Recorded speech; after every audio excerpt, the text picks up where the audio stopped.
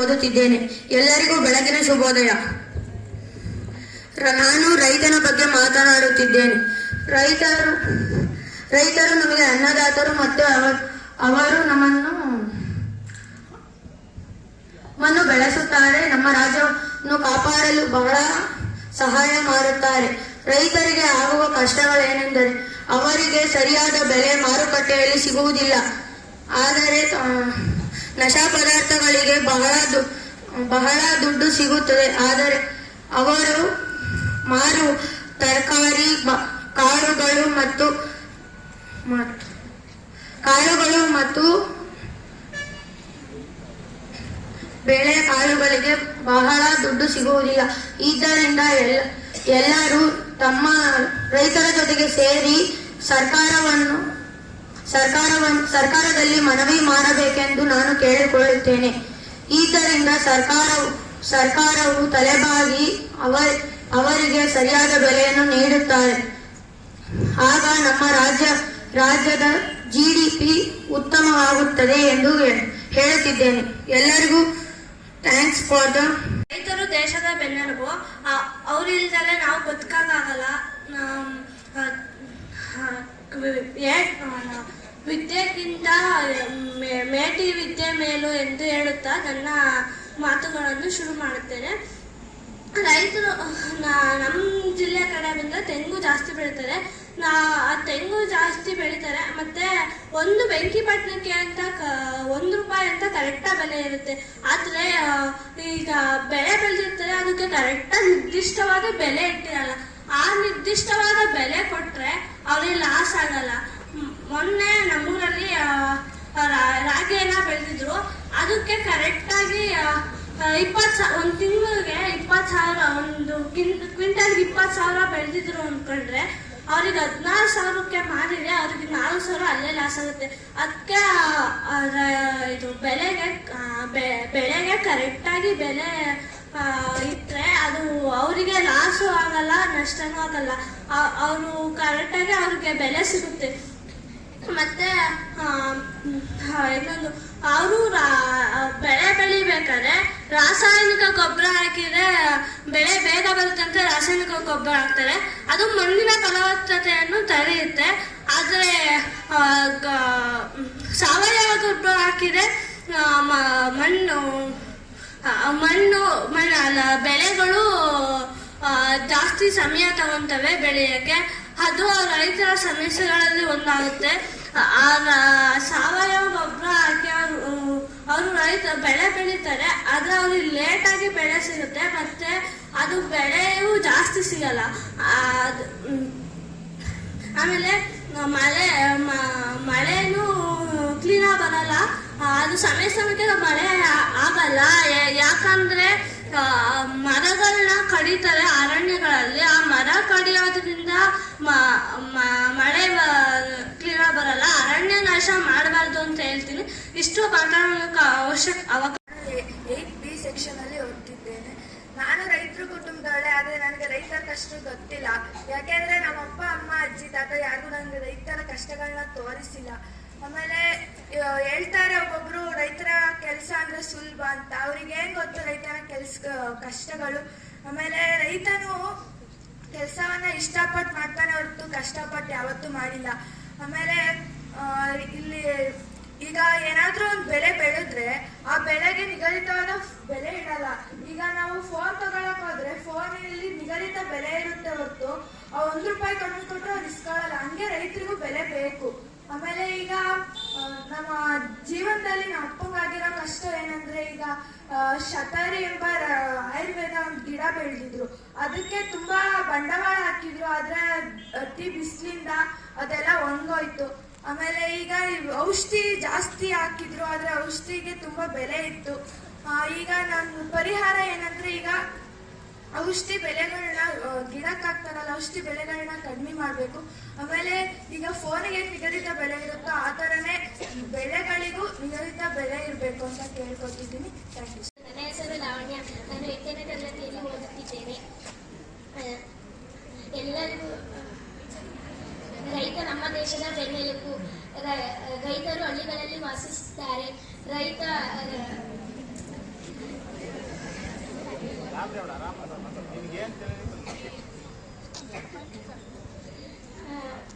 ರೈತರ ಕೆಲಸ ಸುಲಭ ಅಂತಾರೆ, ಆದರೆ ಅವರು ಅಲ್ಲಿ ಆ ಸ್ಟ್ಯಾಂಡಲ್ಲಿ ನಿಂತು ನೋಡಿದಾಗ ಅವರಿಗೆ ರೈತರು ಎಷ್ಟು ಕಷ್ಟಪಡ್ತಾರೆ ಅಂತ ಅವ್ರಿಗೆ ಗೊತ್ತಾಗುತ್ತೆ. ನೆಕ್ಸ್ಟು ನಮ್ಮೂರಲ್ಲಿ ರಾಗಿ ಬೆಳೆದಿದ್ರು, ಅವರು ಅದೇ ಹಳ್ಳಿಗಳಲ್ಲಿ ಮಾಡಿದಾಗ ಚೌಕಾಸಿ ಮಾಡುತ್ತಾ ಇರ್ತಾರೆ. ಅದೇ ಮಾರುಕಟ್ಟೆಗೆ ಹೋದಾಗ ಅದನ್ನ ಅವ್ರು ಹೇಳಿದಷ್ಟು ಕೊಟ್ಟು ಕಳಿಸ್ತಾರೆ. ಇಷ್ಟ ಹೇಳಲು ಅವಕಾಶ ಕೊಟ್ಟ ಎಲ್ಲರಿಗೂ ನವೋದಯಗಳು. ನನ್ನ ಹೆಸರು ಪೂಜಾ ಕೆಸಿ, 8ನೇ ತರಗತಿ ಸಿ ವಿಭಾಗದಲ್ಲಿ ಓದುತ್ತಿದ್ದೇನೆ. ನನಗೆ ಬಂದಿರುವ ವಿಷಯ ರೈತರು ನಮ್ಮ ದೇಶದ ಬೆನ್ನೆಲುಬು. ರೈತರು ಹಳ್ಳಿಗಳಲ್ಲಿ ವಾಸಿಸುತ್ತಾರೆ. ರೈತರು ಮಳೆ ಮತ್ತು ಚಳಿಯನ್ನು ಲೆಕ್ಕಿಸದೆ ತಮ್ಮ ಕೆಲಸವನ್ನು ನಿರ್ವಹಿಸುತ್ತಾರೆ.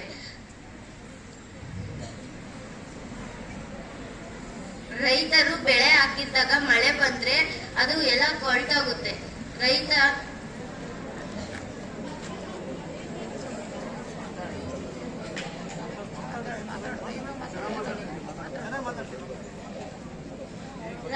ಒಂದು ಬೆಳೆ ಹಾಕಿದ್ರೆ ಅದಕ್ಕೆ ರಾಸಾಯನಿಕ ಗೊಬ್ಬರಗಳನ್ನು ಹಾಕಿ ಬೆಳೆಯನ್ನು ಬೆಳೆಯುತ್ತಾನೆ. ಅದರಲ್ಲಿ ಮಳೆ ಬಂದಾಗ ಅದು ಕೆಟ್ಟೋಗುತ್ತದೆ.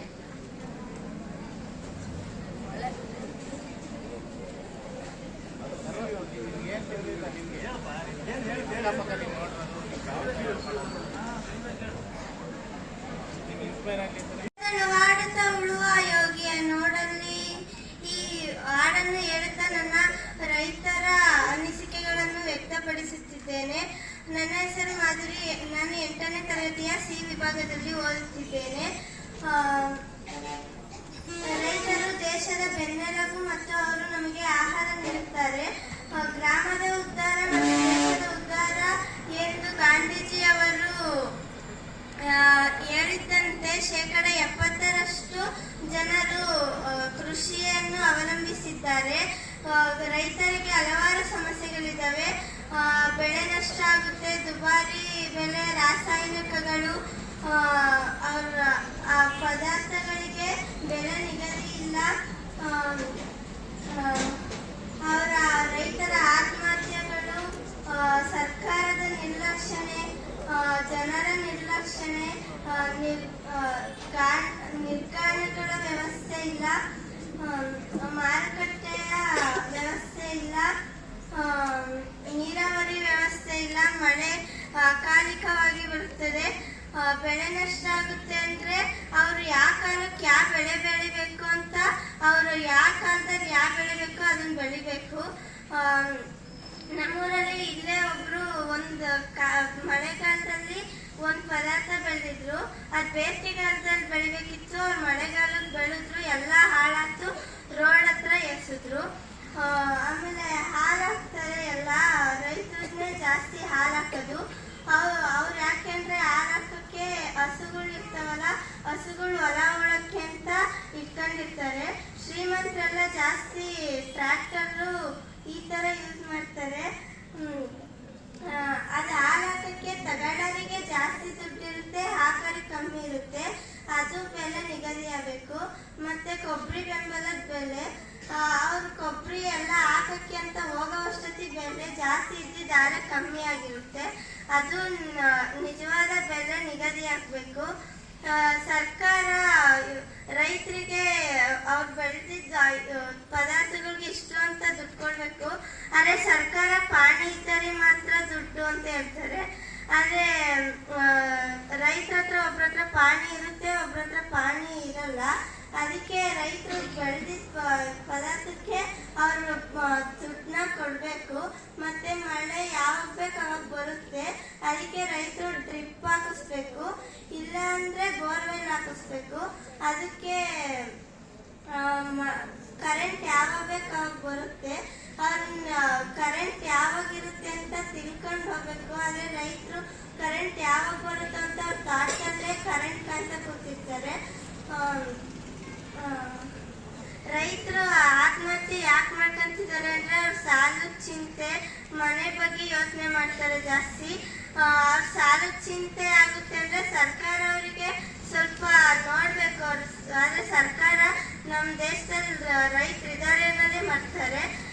ಸರ್ಕಾರ ಅವರಿಗೆ ದುಡ್ಡು ಕೊಟ್ಟರೆ ಅವ್ರದ್ದೊಂದು ಸ್ವಲ್ಪ ಆತ್ಮಹತ್ಯೆ ಕಮ್ಮಿ ಆಗುತ್ತೆ.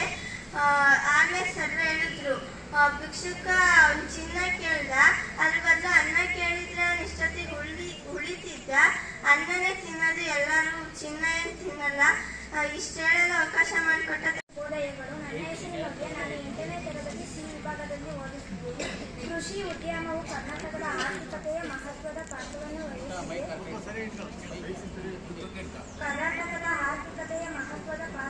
ವಹಿಸುತ್ತಿದೆ. ರಾಜ್ಯದ ಸುತ್ತಮುತ್ತಲಿನ ಗ್ರಾಮೀಣ ಪ್ರದೇಶಗಳಲ್ಲಿ ಹಲವಾರು ಜನರ ಜೀವನಮಾನ ಕೃಷಿಯ ಮೇಲೆ ಅವಲಂಬಿತವಾಗಿರುತ್ತದೆ.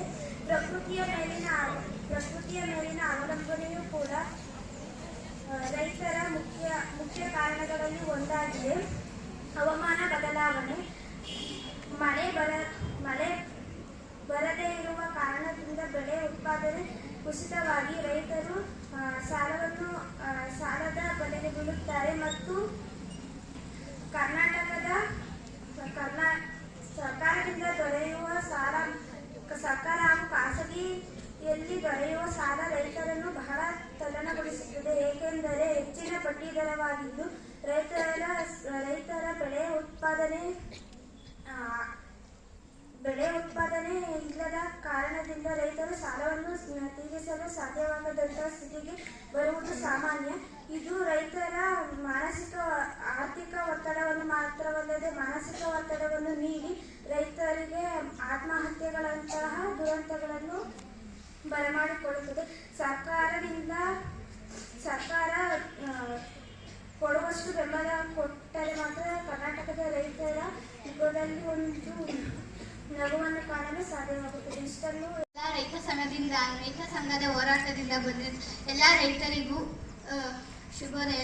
ಮತ್ತೆ ವೇದಿಕೆ ಮೇಲೆ ಉಪಸ್ಥಿತರಿರುವ ಗಣ್ಯಮಾನ್ಯರಿಗೂ ಶಿಕ್ಷಕರಿಗೂ ಎಲ್ಲರಿಗೂ ಬೆಳಗಿನ ಶುಭೋದಯ. ನನ್ನ ಹೆಸರು ದೀಪಿಕಾ ಸಿ. ನಾನು 8ನೇ ತರಗತಿಯ ಬಿ ವಿಭಾಗದಲ್ಲಿ ಹೋಗ್ತೀನಿ. ನಮಗೆ ಬಂದಿರೋ ವಿಷಯ ಏನಂದ್ರೆ ರೈತರದ್ದು ಏನು ಸಮಸ್ಯೆ ಇದ್ದಾವೆ, ಅದಕ್ಕೆ ಏನು ಪರಿಹಾರ ಬೇಕು ಅಂತ ಅದ್ರ ಬಗ್ಗೆ ಮಾತಾಡೋಕ್ಕೆ ಅವಕಾಶ ಮಾಡಿಕೊಟ್ಟಿದ್ದಾರೆ. ಅದಕ್ಕೆ ಮೊದಲು ನಾನು ಧನ್ಯವಾದ ಹೇಳ್ತೀನಿ. ಯಾಕಂದ್ರೆ ರೈತರ ಬಗ್ಗೆ ಸಮಸ್ಯೆಗಳು ಇದ್ದಾವೆ, ಆದ್ರೆ ಅದು ಗೊತ್ತಾಗಲ್ಲ ಏನೇನಿದ್ದಾವೆ ಅಂತ. ಅದಕ್ಕೆ ಅದ್ರ ಬಗ್ಗೆ ತಿಳಿಸೋಕೆ ಅವಕಾಶ ಮಾಡಿಕೊಟ್ಟಿದ್ದಾರೆ. ಅದಕ್ಕೆ ಮೊದಲು ನಾನು ಧನ್ಯವಾದ ಹೇಳ್ತೀನಿ. ಇವಾಗ ರೈತರ ಸಮಸ್ಯೆಗಳು ಮತ್ತೆ ಪರಿಹಾರ ಹೇಳ್ತೇನೆ. ನಾನು ರೈತರ ಕುಟುಂಬದಿಂದ ಬಂದರೆ ಇರಬಹುದು, ಆದ್ರೆ ನನಗೆ ಗೊತ್ತಿರೋಷ್ಟು ಹೇಳ್ತೀನಿ. ನಮ್ಮ ಅಪ್ಪ ಅವರ ತಾತ ಮುತ್ತಾತ ಅವರು ಸ್ವಲ್ಪ ಬೆಳೆ ಬೆಳೀತಿದ್ರಂತೆ, ಆದ್ರೆ ನಂಗೆ ಅಷ್ಟೊಂದು ಗೊತ್ತಿಲ್ಲ. ಆದ್ರೆ ಅದ್ರ ಉಪಕಸಬುಗಳನ್ನ ಮಾಡ್ಕೊಂಡು ಬರ್ತಿದ್ದಾರೆ. ಇವಾಗ ನಾವು ಈಗ ಶಾಲೆಯಲ್ಲಿ ಹೇಳೋದಾದ್ರೆ ಇಲ್ಲಿ ಮಧ್ಯಾಹ್ನದ ಊಟ ಕೊಡ್ತಾರೆ. ಆ ಊಟ ಮಾಡ್ಬೇಕಾದ್ರೆ ನಾವು ಅನ್ನ ಬಿಡ್ತೀವಿ. ಅದ್ರ ಬಗ್ಗೆ ನಮಗೆ ಗೊತ್ತಾಗಲ್ಲ. ಅವ್ರು ಎಷ್ಟು ಕಷ್ಟಪಟ್ಟು ಬೆಳೆದಿರ್ತಾರೆ, ಅವ್ರು ಯಾವ ಬಿಸಿಲಿಗೂ ಏನು ಮಾಡ್ತಾರೆ ಏನು ಗೊತ್ತಾಗ್ತದೆ. ನಾವು ಅದ್ರ ಕಷ್ಟ ನೋಡೋದೇ ಇಲ್ಲ. ಅವ್ರು ಎಷ್ಟು ಕಷ್ಟಪಟ್ಟು ಬೆಳೆದಿರ್ತಾರೆ, ಎಷ್ಟು ಭತ್ತ ಬೀಜ ಹಾಕ್ಬಿಟ್ಟು ಅಕ್ಕಿ ಭತ್ತ ಎಲ್ಲ ಬೆಳೆದಿರ್ತಾರೆ ಅಂತ ನಾವು ಅದು ನೋಡಿ ಎಷ್ಟು ಬೇಕೋ ಅಷ್ಟು ಹಾಕಿಸ್ಕೊಂಡು ಊಟ ಮಾಡಬೇಕು. ಮತ್ತೆ ಚೆಲ್ಲಬಾರ್ದು ಊಟನ ಜಾಸ್ತಿ. ಆಮೇಲೆ ಇವಾಗ ರೈತರಿಗೆ ಬೆಳೆ ಸಿಗ್ತಿಲ್ಲ ಕರೆಕ್ಟಾಗಿ ಅವ್ರು ಬೆಳೆದಿರೋ ಬೆಳೆಗೆ. ಮತ್ತೆ ಆ ಕಾಲದಲ್ಲಿ ಇವಾಗ ಟೊಮೊಟೊ ಬೆಲೆ ಎಲ್ಲ ಜಾಸ್ತಿ ಆಯ್ತು. ಯಾಕಂದ್ರೆ ಅವಾಗ ರೈತರು ಬೆಳೆಯೋರು ಇರ್ಲಿಲ್ಲ, ಸ್ವಲ್ಪ ಜನ ಅಷ್ಟೇ ಬೆಳೀತಿದ್ರು ಟೊಮೊಟೊನೆಲ್ಲ. ಅವಾಗ ಅದಕ್ಕೆ ಅದ್ರ ಬೆಲೆ ಎಲ್ಲ ಜಾಸ್ತಿ ಆಯ್ತು. ಮತ್ತೆ ಆಮೇಲೆ ಅದನ್ನ ಕೋಟ್ಯಾಧಿಪತಿಗಳಾದ್ರು ಯಾರ್ಯಾರು ಬೆಳೆ ಬೆಳೆದಿದ್ರು ಮತ್ತೆ ಅದನ್ನೇ ಬೆಳೆಯಕ್ಕೆ ಸ್ಟಾರ್ಟ್ ಮಾಡಿದ್ರು. ಅದು ಟೊಮೊಟೊ ಬೆಳೆ ಎಲ್ಲ ಮತ್ತೆ ಕಡಿಮೆ ಆಯ್ತು. 10 ರೂಪಾಯಿ 2 ರೂಪಾಯಿ ಹಂಗೆ ಬಂತು. ಅದಕ್ಕೆ ನೋಡ್ಕೊಂಡು ಬೆಳಿಬೇಕು. ಯಾವ್ಯಾವ ಬೆಲೆ ಕರೆಕ್ಟ್ ಆಗಿರುತ್ತೋ ಅದ್ರದ್ದು ಬೆಳೆದ್ರೆ ರೈತರಿಗೆ ಕರೆಕ್ಟಾಗಿ ಬೆಲೆ ಸಿಗುತ್ತೆ. ಮತ್ತೆ ಬೆಳೆ ಬೆಳೆದಿರೋ ರೈತರಿಗೂ ಮಾರುಕಟ್ಟೆಯಲ್ಲೆಲ್ಲ ಬೆಲೆ ಸಿಗುತ್ತೆ. ಆದ್ರೆ ಅದನ್ನ ನೋಡ್ಕೊಂಡು ಕರೆಕ್ಟಾಗಿ ಬೆಳೆದ್ರೆ ಯಾವ ರೈತರಿಗೂ ಮೋಸ ಆಗಲ್ಲ. ಮತ್ತೆ ಇವಾಗ ಆತ್ಮಹತ್ಯೆಗಳೆಲ್ಲ ಏನಕ್ಕೆ ಆಗ್ತಿದಾವೆ ಅಂತ ನೋಡಿದ್ರೆ ಸಾಲ ಮಾಡ್ತಿದ್ದಾರೆ ರೈತರುಗಳು. ಆ ಸಾಲ ತೀರ್ಸಕ್ ಆಗ್ತಿಲ್ಲ. ಯಾಕಂದ್ರೆ ಅವ್ರು ಬೆಳೆದಿರೋ ಬೆಳೆಗೆ ಕರೆಕ್ಟಾಗಿ ಮಳೆ ಬಿಸಿಲು ಮತ್ತೆ ಎಲ್ಲ ಸಿಕ್ಕಿದ್ರೆ ಆ ಬೆಲೆ ಸಿಗುತ್ತೆ. ಮತ್ತೆ ಮಾರುಕಟ್ಟೆಯಲ್ಲೂ ಬೆಲೆ ಸಿಕ್ಕಿದ್ರೆ ಅವ್ರು ಸಾಲ ಮಾಡಿರಕ್ಕೆ ಅವ್ರ ಸಹಾಯ ಅವಶ್ಯಕತೆನೇ ಬರಲ್ಲ. ಅದರಿಂದ ಕರೆಕ್ಟಾಗಿ ಬೆಳಿಬೇಕು.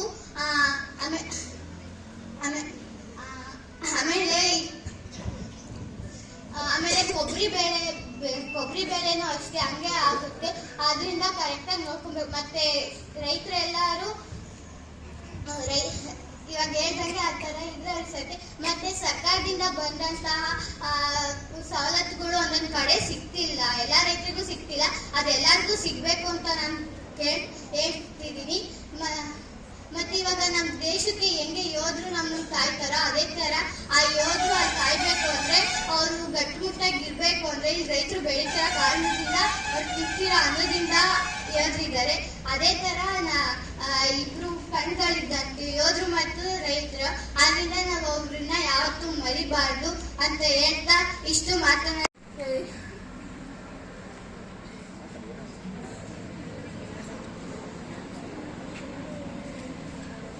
ರೈತರ ಕಷ್ಟಗಳು ಮತ್ತು ಪರಿಹಾರದ ಬಗ್ಗೆ ಮಾತಾಡುತ್ತೇನೆ. ರೈತರಿಗೆ ಈಗ ತೆಂಗಿನ ಮರ ಆಗಿರ್ಬೋದು, ಯಾವುದೇ ಆಗಿರ್ಬೋದು, ಮರಗಳಿಗೆ ಈಗ ರೋಗ ಬರುತ್ತಿದೆ. ಅದು ಕಾರಣ ಈಗ ರೈತರು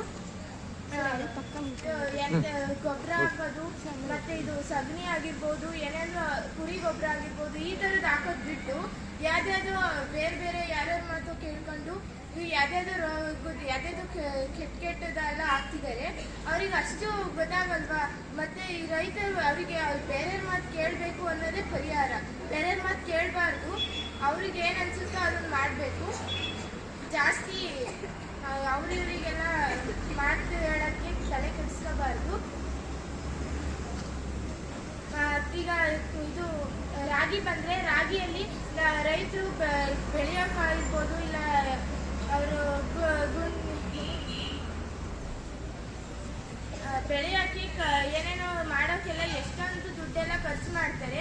ಆದರೆ ರಾಗಿ ಎಲ್ಲ ಬೆಳೆದಾದ್ಮೇಲೆ ಅದು ಮಳೆ ಕರೆಕ್ಟಾಗಿ ಕಟ್ ಮಾಡಬೇಕು, ಆ ಥರ ಎಲ್ಲ ಮಾಡಬೇಕು ಅನ್ನೋ ಟೈಮಲ್ಲಿ ಮಳೆ ಸಖತ್ತು ಬರುತ್ತೆ. ಇನ್ನು ಬೆಳಿಬೇಕು ಅನ್ನೋ ಟೈಮಲ್ಲಿ ಮಳೆ ಬರಲ್ಲ. ಅದು ಎಲ್ಲ ಒಣಗೋದು, ಬತ್ತೋದು, ಈ ಥರ ಆಗುತ್ತೆ ರಾಗಿ ಎಲ್ಲ. ಆ ಟೈಮಲ್ಲಿ ಬರ್ಲಿಲ್ಲ ಮಳೆ ನೀಟಾಗಿ ರಾಗಿ ಹೆಂಗೋ ಅಷ್ಟವರ ಬಂದಿತ್ತಲ್ಲ ಅನ್ನೋ ಟೈಮಲ್ಲಿ ಸಖತ್ತು ಇನ್ನೇನು ಕಟಾವು ಮಾಡಬೇಕು ಅನ್ನೋ ಟೈಮಲ್ಲಿ ಮಳೆ ಜಾಸ್ತಿ ಬರುತ್ತೆ. ಅವಾಗ ಈಗ ಮಾಡಬೇಕು ಬ್ಯಾಡ್ಗೋ ಅಂತ ಯಾರಿಗೂ ಗೊತ್ತಾಗಲ್ಲ. ಕೊಬ್ಬರಿ ಬಂದರೆ ಕೊಬ್ಬರಿ ನಮ್ಮನೇಲೇ ಆಗಿರ್ಬೋದು. ನಾವೆಲ್ಲ ಇದು ಮಾಡಿ ಎಷ್ಟೊಂದು ಕಷ್ಟಪಟ್ಟು ಮಳೆ ಟೈಮಲ್ಲಿ ಫಸ್ಟು ಹೋದ ವರ್ಷ ಕೊರೋನಾ ಟೈಮಲ್ಲಿ ಮಳೆ ಸಖತ್ತಿತ್ತು. ನಮ್ಮ ತೋಟದಲ್ಲೆಲ್ಲ ನೀರು ನಿಂತಿತ್ತು. ಆ ಟೈಮಲ್ಲೂ ಆ ಮಳೆಯಲ್ಲೂ ಕೂಡ ನಾವು ಕಾಯೆಲ್ಲ ಒದ್ದಾಕ್ಬಿಟ್ಟು ಮನೇಲೆಲ್ಲ ನೀಟಾಗಿ ಇದು ಮಾಡಿ, ಆದರೂ ಆ ಕಾಯಲ್ಲಿ ಈ ಎಲ್ಲ ಇದು ಬೂಸ್ ಬರೋದು ಆ ಥರ ಎಲ್ಲ ಆಗಿತ್ತು ಮಳೆಯಿಂದ. ಅದರಲ್ಲೂ ರೇಟ್ ಸಿಗಲಿಲ್ಲ ನಮಗೆ. ಮತ್ತು ಈ ಸಲ ಎಲ್ಲ ರೋಗ ಬಂದು ಇದಾಗ್ತೈತೆ. ಆ ರಾಗಿ ಈಗ ಕಾಯಿ ಇರ್ಬೋದು, ಯಾವುದೇ ಇದರಲ್ಲಿ ಈ ಮರಗಳಲ್ಲಿ ಕಾಣಿಸಲ್ಲ. ಎಲ್ಲೇ ಹೋಗಿ ಕೇಳಿದ್ರು ಈಗ ಈ ಸಲ ಕಾಯಿ ಇದಿಲ್ಲ ಅಂತ ಅಂತಾರೆ.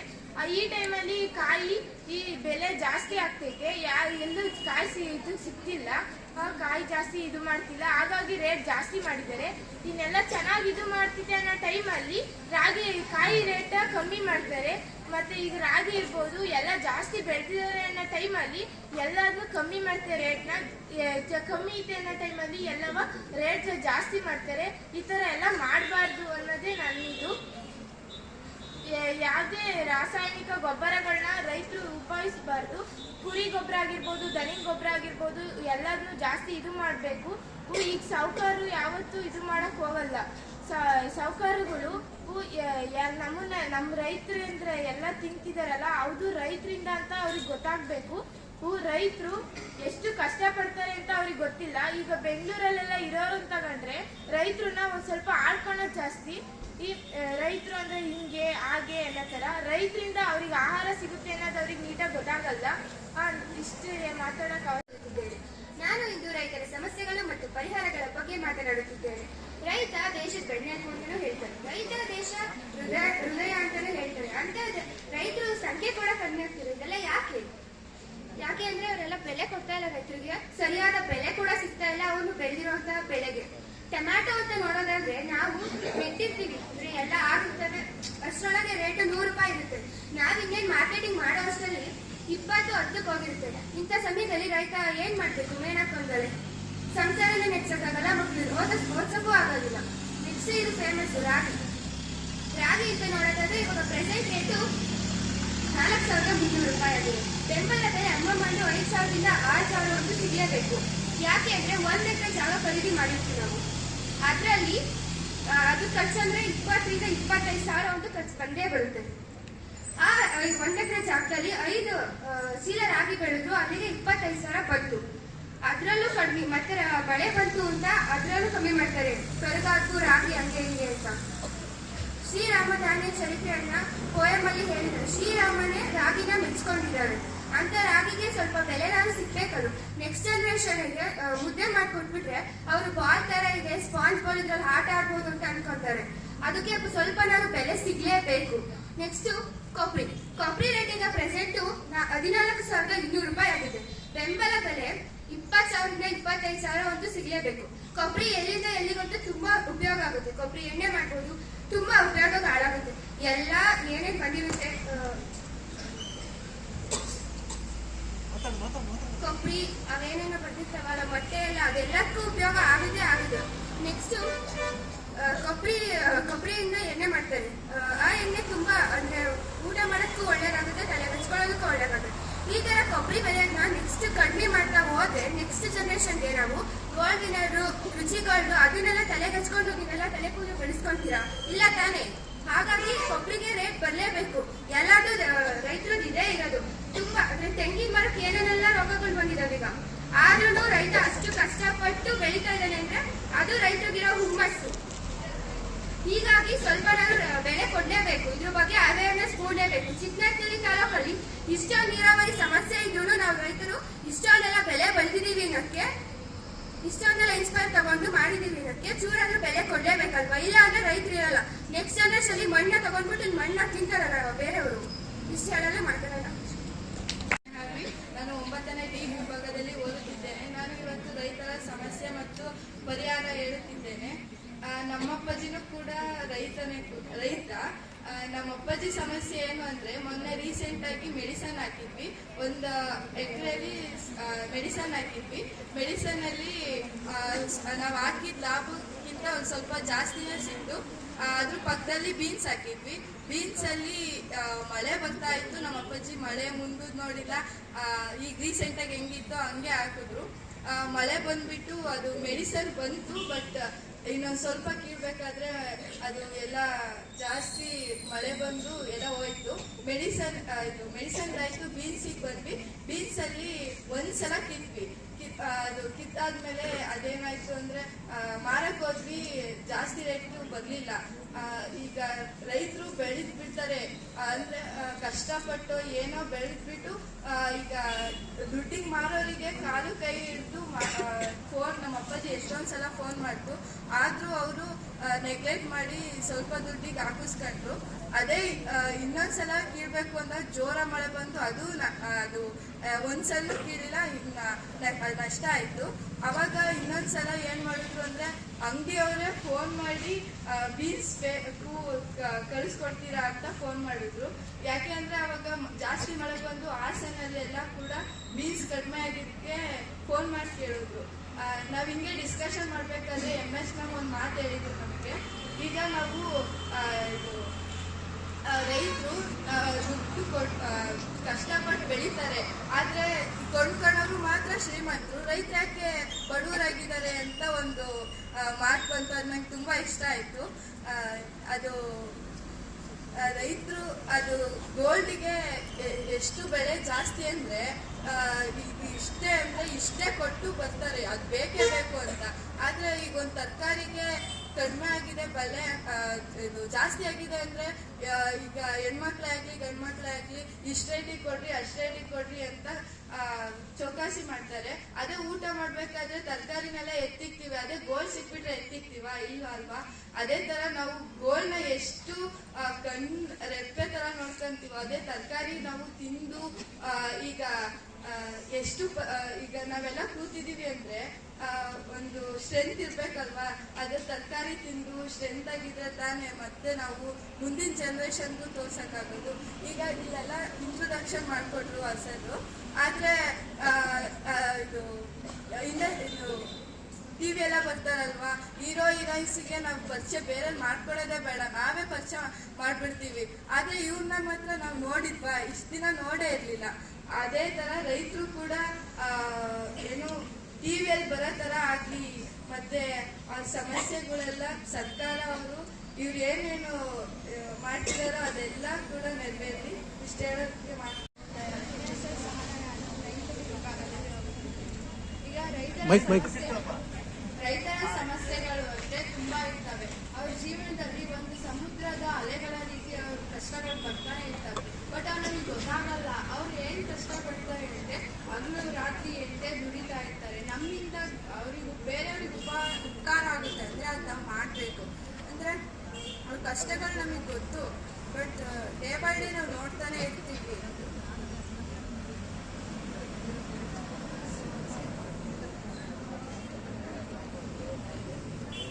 ರೈತರು ಅಂದ ತಕ್ಷಣ ನಮಗೆ ಏನ್ ಇಮ್ಯಾಜಿನ್ ಬರುತ್ತೆ ಅಂದ್ರೆ, ಫಸ್ಟ್ ಆಫ್ ಆಲ್ ಅವರು ಅರ್ಧೋಗಿರೋ ಬಟ್ಟೆ ಹಾಕೊಂಡು ಎಷ್ಟೋ ದಿವಸ ಆಯ್ತು ಊಟ ಮಾಡಿ ಅಂದ ತಕ್ಷಣ ಅವ್ರು ರೈತರು ಅಂತ ಬರ್ತಾರೆ. ಬಟ್ ಅದೇ ಈ ಫ್ಯಾಷನ್ ಅಲ್ಲಿ ಅರ್ಧೋಗಿರೋ ಜೀನ್ಸ್ ಪ್ಯಾಂಟ್ ಹಾಕೊಂಡ್ರೆ ಅದೇ ಫ್ಯಾಷನ್ ಆಗೈತೆ. ರೈತರು ಅಂದ ತಕ್ಷಣ ಅದು ಯಾಕೆ ಇಮ್ಯಾಜಿನ್ ಬರಬೇಕು ಅಂತ ಬರಬಾರ್ದು. ಸ್ನೇಹ ಹೇಳಿದ್ರು, ಈಗ ಗೋಲ್ಡ್ಗೆಲ್ಲ ಜಾಸ್ತಿ ಬೆಲೆ ಆಗಿದೆ, ಬಟ್ ಅದೇ ಕೊಬ್ಬರಿ ರೇಟಿಗೆ ಜಾಸ್ತಿ ಬೆಲೆ ಮಾಡಿದ್ರೆ ನಮ್ಮ ರೈತರಿಗೆ ತುಂಬಾ ಉಪಕಾರ ಆಗುತ್ತೆ. ನಾವು ಗೋಲ್ಡ್ ಏನು ತಿನ್ನಲ್ಲ, ಬಟ್ ಅನ್ನನೇ ತಿನ್ನೋದು.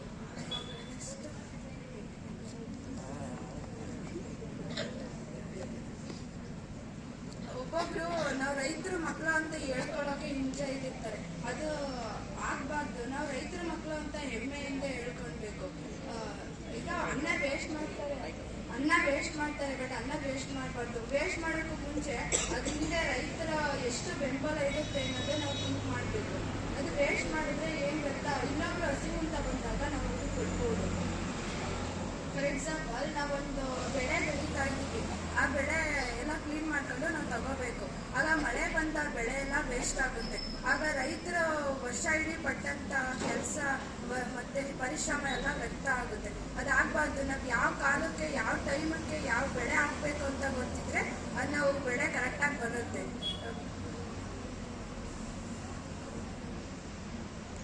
ಮತ್ತೆ ಆ ಸಮಸ್ಯೆಗಳ ಪರಿಹಾರ ಏನಂದ್ರೆ, ಒಂದು ಬೆಳೆ ಬೆಳೀತಾ ಇದೆ, ಚೆನ್ನಾಗಿ ಬಂದು ಅದಕ್ಕೆ ಯಾವ್ಯಾವ ಗೊಬ್ಬರ ಹಾಕ್ಬೇಕು, ಅದನ್ನ ನೀರು ಎಲ್ಲ ಆಹಾರ ಮೂಲಕದಲ್ಲಿ ಹಾಕಿದ್ರೆ ಅವ್ರಿಗೆ ಕರೆಕ್ಟ್ ಆಗುತ್ತೆ. ನಾವು ಅದು ಮಾರಾಟಕ್ಕೆ ಅಂತ ತಗೊಂಡು ಹೋದಾಗ ಇವ್ರೇನು ರೈತ, ಇವ್ರಿಗೆ ಏನು ಗೊತ್ತಾಗುತ್ತೆ ಅಂತ ನಮಗೆ ಮೋಸ ಮಾಡಕ್ಕೆ ನೋಡ್ತಾರೆ. ಬಟ್ ಅದು ಮೋಸ ನಾವು ಮಾಡಿಸ್ಕೋಬಾರ್ದು. ನಾವು ತುಂಬ ಬುದ್ಧಿವಂತರು. ನಾವೆಷ್ಟು ಕಷ್ಟಪಟ್ಟಿರ್ತೀವೋ ಅದನ್ನ ತಗೊಂಡ್ರೆ ನಾವು ತುಂಬ ಲಾಭ ಆಗುತ್ತೆ ನಮಗೆ. ಬೇರೆ ಮಾತಾಡ್ತಾರೆ, ಇವ್ರಿಗೇನು ಚೆನ್ನಾಗಿದ್ದಾರೆ ರೈತರು ಅಂದ್ರೆ ಕಷ್ಟಪಡ್ತಾರೆ ಅಂತ ಗೊತ್ತು, ಬಟ್ ಅವ್ರು ಮಾತಾಡ್ತಾರೆ ಇವ್ರೇನು ಚೆನ್ನಾಗಿರ್ತಾರೆ, ಖುಷಿಯಾಗಿ ಇರ್ತಾರೆ ಅಂತ. ಬಟ್ ಆ ಕಷ್ಟಗಳು ನಮ್ಮ ರೈತರಿಗೆ ಮಾತ್ರ ಗೊತ್ತು. ಅವ್ರು ಯಾರಿಗೂ ತೋರಿಸ್ಕೊಳಕ್ ಹೋಗಲ್ಲ. ನಮ್ಮ ಕಷ್ಟಗಳು ನಮ್ಮಲ್ಲೇ ಇರ್ಲಿ ಅಂತ ಖುಷಿಯಾಗಿರ್ತಾರೆ.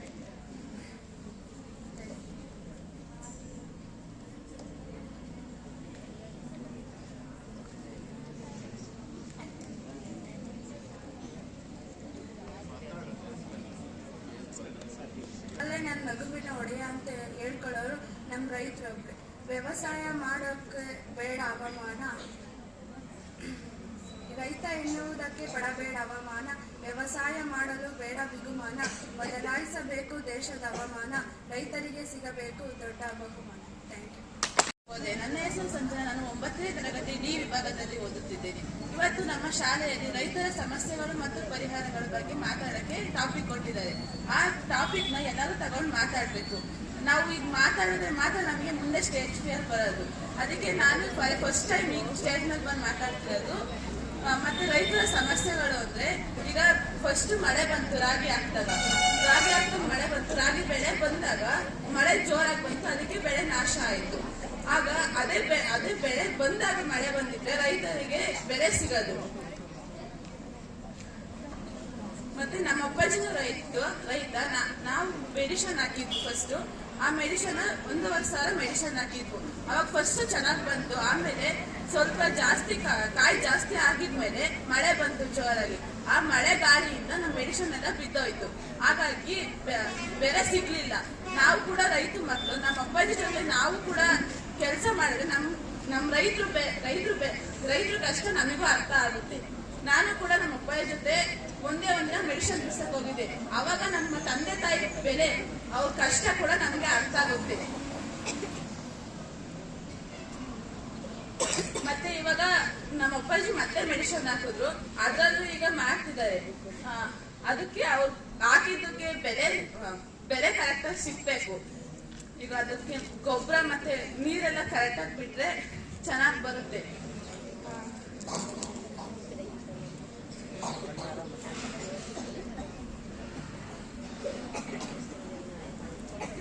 ನಮ್ಮ ಶಾಲೆಯಲ್ಲಿ ಮಧ್ಯಾಹ್ನ ಬಿಸಿ ಊಟ ಕೊಡ್ತಾರೆ. ಆ ಬಿಸಿ ಊಟನ ಸಾಕಷ್ಟು ಮಕ್ಕಳು ಹಾಕಿಸ್ಕೊಂಡ್ಬಂದು ತಗೊಂಡೋಗಿ ಚೆಲ್ತಾರೆ.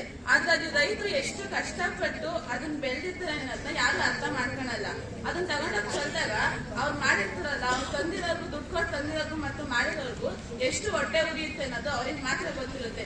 ಅದಕ್ಕೆ ಇನ್ಮೇಲೆ ಯಾರು ನಿಮಗೆ ಬೇಕಾದಷ್ಟು ಹಾಕಿಸ್ಕೊಂಡು ತಿಂದು ಯಾರು ಅನ್ನ ಚೆಲ್ಬೇಡಿ. ಇನ್ಮೇಲೆ ಅದು ಅವ್ರು ಎಷ್ಟು ಕಷ್ಟಪಟ್ಟು ಬೆಳೆದಿರ್ತಾರೆ ಅನ್ನೋದು ರೈತರಿಗೆ ಮಾತ್ರ ಗೊತ್ತಿರುತ್ತೆ.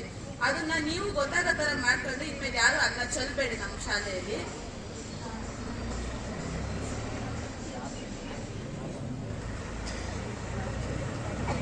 ಇಷ್ಟು ಮಾತನಾಡ. ನನ್ನ ಹೆಸರು ಸಂಧ್ಯಾ, ನಾನು 9ನೇ ತರಗತಿಯಲ್ಲಿ ಓದುತ್ತಿದ್ದೇನೆ. ನಾನು ನನಗೆ ಬಿಟ್ಟ ಟಾಪಿಕ್ ರೈತರ ಸಮಸ್ಯೆಗಳು ಮತ್ತು ಅದಕ್ಕೆ ಪರಿಹಾರಗಳು. ಭಾರತದಲ್ಲಿ ಕೃಷಿಯ ಇತಿಹಾಸ ಋಗ್ವೇದ ಕಾಲದಷ್ಟು ಹಳೆಯದು. ಇಂದು ಭಾರತ ಕೃಷಿ ಉತ್ಪಾದನೆಯಲ್ಲಿ 2ನೇ ಸ್ಥಾನದಲ್ಲಿದೆ. ಆದ್ದರಿಂದಲೇ ರೈತರನ್ನು ನಮ್ಮ ದೇಶದ ಬೆನ್ನೆಲುಬು ಎಂದು ಕರೆಯುವರು. ಜಿಡಿಪಿಗೆ ಒಟ್ಟು ದೇಶ ಉತ್ಪನ್ನ 17.7% ಇತ್ತು.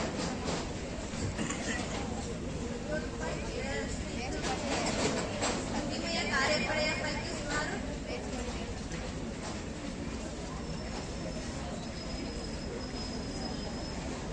ಭಾರತ ದೇಶದಲ್ಲಿ ವಿಶಾಲವಾದ ಆರ್ಥಿಕ ಕೊಡುಗೆ ಜಿಡಿಪಿಗೆ ಸ್ಥಿರವಾಗಿ ಇಳಿಯುತ್ತದೆ. ಆದ್ದರಿಂದಲೇ ರೈತರನ್ನು ನಮ್ಮ ದೇಶದ ಬೆನ್ನೆಲುಬು ಎಂದು ಕರೆಯುವರು. ಭಾರತದಲ್ಲಿ ಕೃಷಿ ಮತ್ತು ಹಲವು ಕೃಷಿ ವಸ್ತುಗಳನ್ನು ಭಾರತ ದೇಶವು ಬೇರೆ ದೇಶಗಳಿಗೆ ರಫ್ತು ಮಾಡುತ್ತಿದೆ. ಸಾಂಬಾರ್ ಪದಾರ್ಥಗಳು, ಸಂಸ್ಕರಿಸಿದ ಖಾದ್ಯಗಳು, ಮದ್ಯ, ಫ್ರೆಶ್ ಇನ್ನೂ ಕೆಲವು ಕೃಷಿ ವಸ್ತುಗಳನ್ನು ಭಾರತ ದೇಶ ಬೇರೆ ದೇಶಗಳಿಗೆ ರಫ್ತು ಮಾಡುತ್ತಿದೆ. ರೈತರ ಸಮಸ್ಯೆಗಳೆಂದರೆ ಸಣ್ಣ ಹಿಡುವಳಿದಾರ ಮತ್ತು ಹೆಚ್ಚಾಗಿ ಕಾರ್ಯನಿರ್ವಹಿಸಲ್ಪಡುವ ತಾಂತ್ರಿಕ ಪ್ರವೇಶದ ಕೊರತೆ, ಹವಾಮಾನ ವೈಪರೀತ್ಯಗಳ ಕಾರಣ ಹೆಚ್ಚು ಮಳೆ ಮತ್ತು ಕಳೆ ಕೀಟಗಳ ಮುತ್ತಿಕೊಳ್ಳುವಿಕೆ, ಮಳೆಯೇ ಬಾರದೇ ಇರುವುದು, ಕೃಷಿ ಮತ್ತು ರಾಸಾಯನಿಕ ಗೊಬ್ಬರಗಳ ಉಪಯೋಗವನ್ನು ಕಡಿಮೆ ಮಾಡಿ ರಸಗೊಬ್ಬರಗಳ ಪೂರೈಕೆಯನ್ನು ಹೆಚ್ಚು ಮಾಡುವುದು. ಪರಿಹಾರವೆಂದರೆ ಉತ್ತಮ ಗುಣಮಟ್ಟದ ಬೀಜಗಳ ಪೂರೈಕೆ ಮತ್ತು ಉತ್ತಮವಾದ ನೀರಾವರಿ ಪದ್ಧತಿಯನ್ನು ಹೆಚ್ಚು ಮಾಡುವುದು ಮತ್ತು ಆಧುನಿಕ ಯಂತ್ರೋಪಕರಣಗಳನ್ನು ಬಳಸುವುದು ಮತ್ತು ಸಂಗ್ರಹಿಸಿದ ಬೆಳೆದಂತ ಧಾನ್ಯಗಳನ್ನು ಸುರಕ್ಷಿತವಾಗಿ ಸಂಗ್ರಹಣಾಲಯದಲ್ಲಿ ಸಂಗ್ರಹಿಸಿ ಇಡುವುದು. ಈ ಎಲ್ಲ ಸಮಸ್ಯೆಗಳಿಗೆ ಪರಿಹಾರವನ್ನು ಪಾಲಿಸಿದರೆ ಕೃಷಿಯಲ್ಲಿ ಇನ್ನೂ ಹೆಚ್ಚು ಅಭಿವೃದ್ಧಿಯನ್ನು ಕಾಣಬಹುದು. ಧನ್ಯವಾದಗಳು. ನಾನು 9ನೇ ವಿಭಾಗದಲ್ಲಿ ಓದುತ್ತಿದ್ದೇನೆ. ರೈತರು ಅಂದ್ರೆ ಒಂದು ಗದ್ದು, ರೈತರಿಗೆ ಒಂದು ಬೆಲೆ ಸಿಗ್ತಾ ಇಲ್ಲ. ಎಲ್ಲಿ ಮಾರುಕಟ್ಟೆಗೆ ಹೋದ್ರು ಎಲ್ಲ ಕಮ್ಮಿ ಬೆಲೆ ಹಾಕೊಡ್ತಿದ್ದಾರೆ. ಒಂದು ಕೊಬ್ಬರಿ ಬೆಲೆ ಹಾಕೊಡ್ತಾ ಇಲ್ಲ. ಮತ್ತೆ ಎಲೆಕ್ಷನ್ ಅಲ್ಲಿ ಗೆದ್ಬಿಟ್ರೆ ಅದ್ ಫ್ರೀ ಅಂತೆಲ್ಲ ಮಾಡ್ತಾರೆ. ರೈತರುಗಳಿಗೆ ಇಂತ ಬೆಲೆ ಹಾಕೊಡ್ತೀನಿ, 25,000 ಮಾಡ್ತೀನಿ ಕೊಬ್ಬರಿ ಬೆಲೆ ಅಂತ ಹೇಳೋರು ಯಾರು ಇಲ್ಲ. ಇನ್ನ ನಮ್ ದೇಶ ಮುಂದುವರಿಯತಕ್ಕ, ರೈತರು ಮುಂದುವರಿಯ ತನಕ ನಮ್ ದೇಶ ಯಾವತ್ತೂ ಮುಂದುವರಿಯಲ್ಲ. ಫಸ್ಟ್ ರೈತರಿಗೆ ಬೆಂಬಲ ಕೊಡ್ರಿ.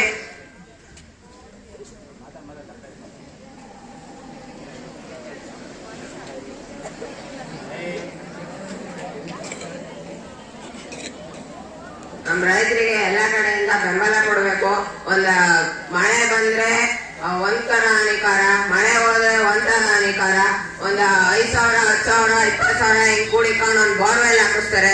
ಅದರಿಂದ ನೀರ್ಲಿ ಬರ್ಲಿಲ್ಲ ಅಂದ್ರೆ ಅದರಿಂದ ಎಷ್ಟು ನಷ್ಟ ಅಂತ ಯಾರಿಗೂ ಗೊತ್ತಿಲ್ಲ, ಬರೀ ರೈತರಿಗೆ ಮಾತ್ರ ಗೊತ್ತು. ಏನು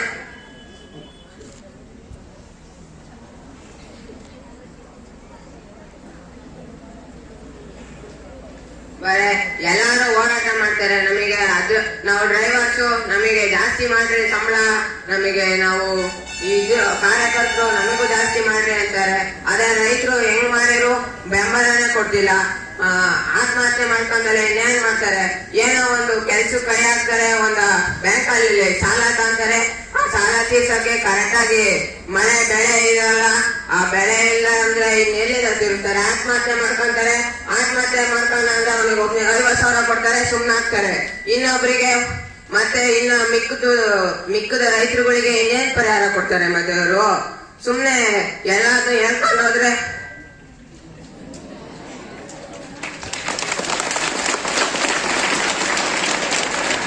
ರೈತರು ಸುಮ್ನೆ ದೇಶದ ಬೆನ್ನೆಲ್ಬೋ ಅಂತಾರೆ. ಬರೇ ಶಾಕಿಗೆ ಚಿನ್ನ ಬೆಳ್ಳಿ ಹಾಕೊಂಡು ಓಡಾಡ್ತಾರೆ. ಅನ್ನ ಇಲ್ಲ ಅಂದ್ರೆ ಮತ್ತೇನ್ ತಿಂತಾರೆ? ಮತ್ತೆ ಒಬ್ಬ ರೈತ ಇದ್ದಾನೆ ಅಂದ್ರೆ ಅವನು ಬೆಳೆದಿರ್ತಾನೆ ಒಂದು ಕ್ವಿಂಟಲ್ ರಾಗಿ ಅಂದ್ರೆ ಅವನು ಹೋಗಿ ಚೀಪ್ ರೇಟಿಗೆ 2,500 ಕೊಟ್ಟು ಬಂದ್ಬಿಟ್ರೆ ಇವರು ಮಾರ್ಕೆಟರು 2,500 ತಾಂತಾರೆ. ಮತ್ತೆ ಅದೇ ಮತ್ತೆ ಯಾರು ತಿನ್ನೋರಿದ್ರೆ ಮತ್ತೆ ಅವರಿಗೆ ಮತ್ತೆ 3,500 ರೂಪಾಯಿ ಕೊಡ್ತಾರೆ. ಇಲ್ಲಿ ರೈತಂಗ್ ಬೆಳೆದವನ್ಗೂ ದುಡ್ಡಿಲ್ಲ, ಇಲ್ಲಿ ಅಲ್ಲಿ ತಗೊಂಡೋಗಿ ಅನ್ನ ತಿಂದವನ್ಗೂ ದುಡ್ಡಿಲ್ಲ. ಇಲ್ಲಿ ಮಧ್ಯವರ್ಷದಲ್ಲಿ ಸುಮ್ನೆ 2,000 1,000 ಸುಮ್ನೆ ಲಾಭ. ಮತ್ತೆ ಹಿಂಗಾದ್ರೆ ಎಲ್ಲಾರು ಮಾಡ್ತಾರೆ, ಇನ್ನೇನಕ್ ಮಾಡ್ಬೇಕು?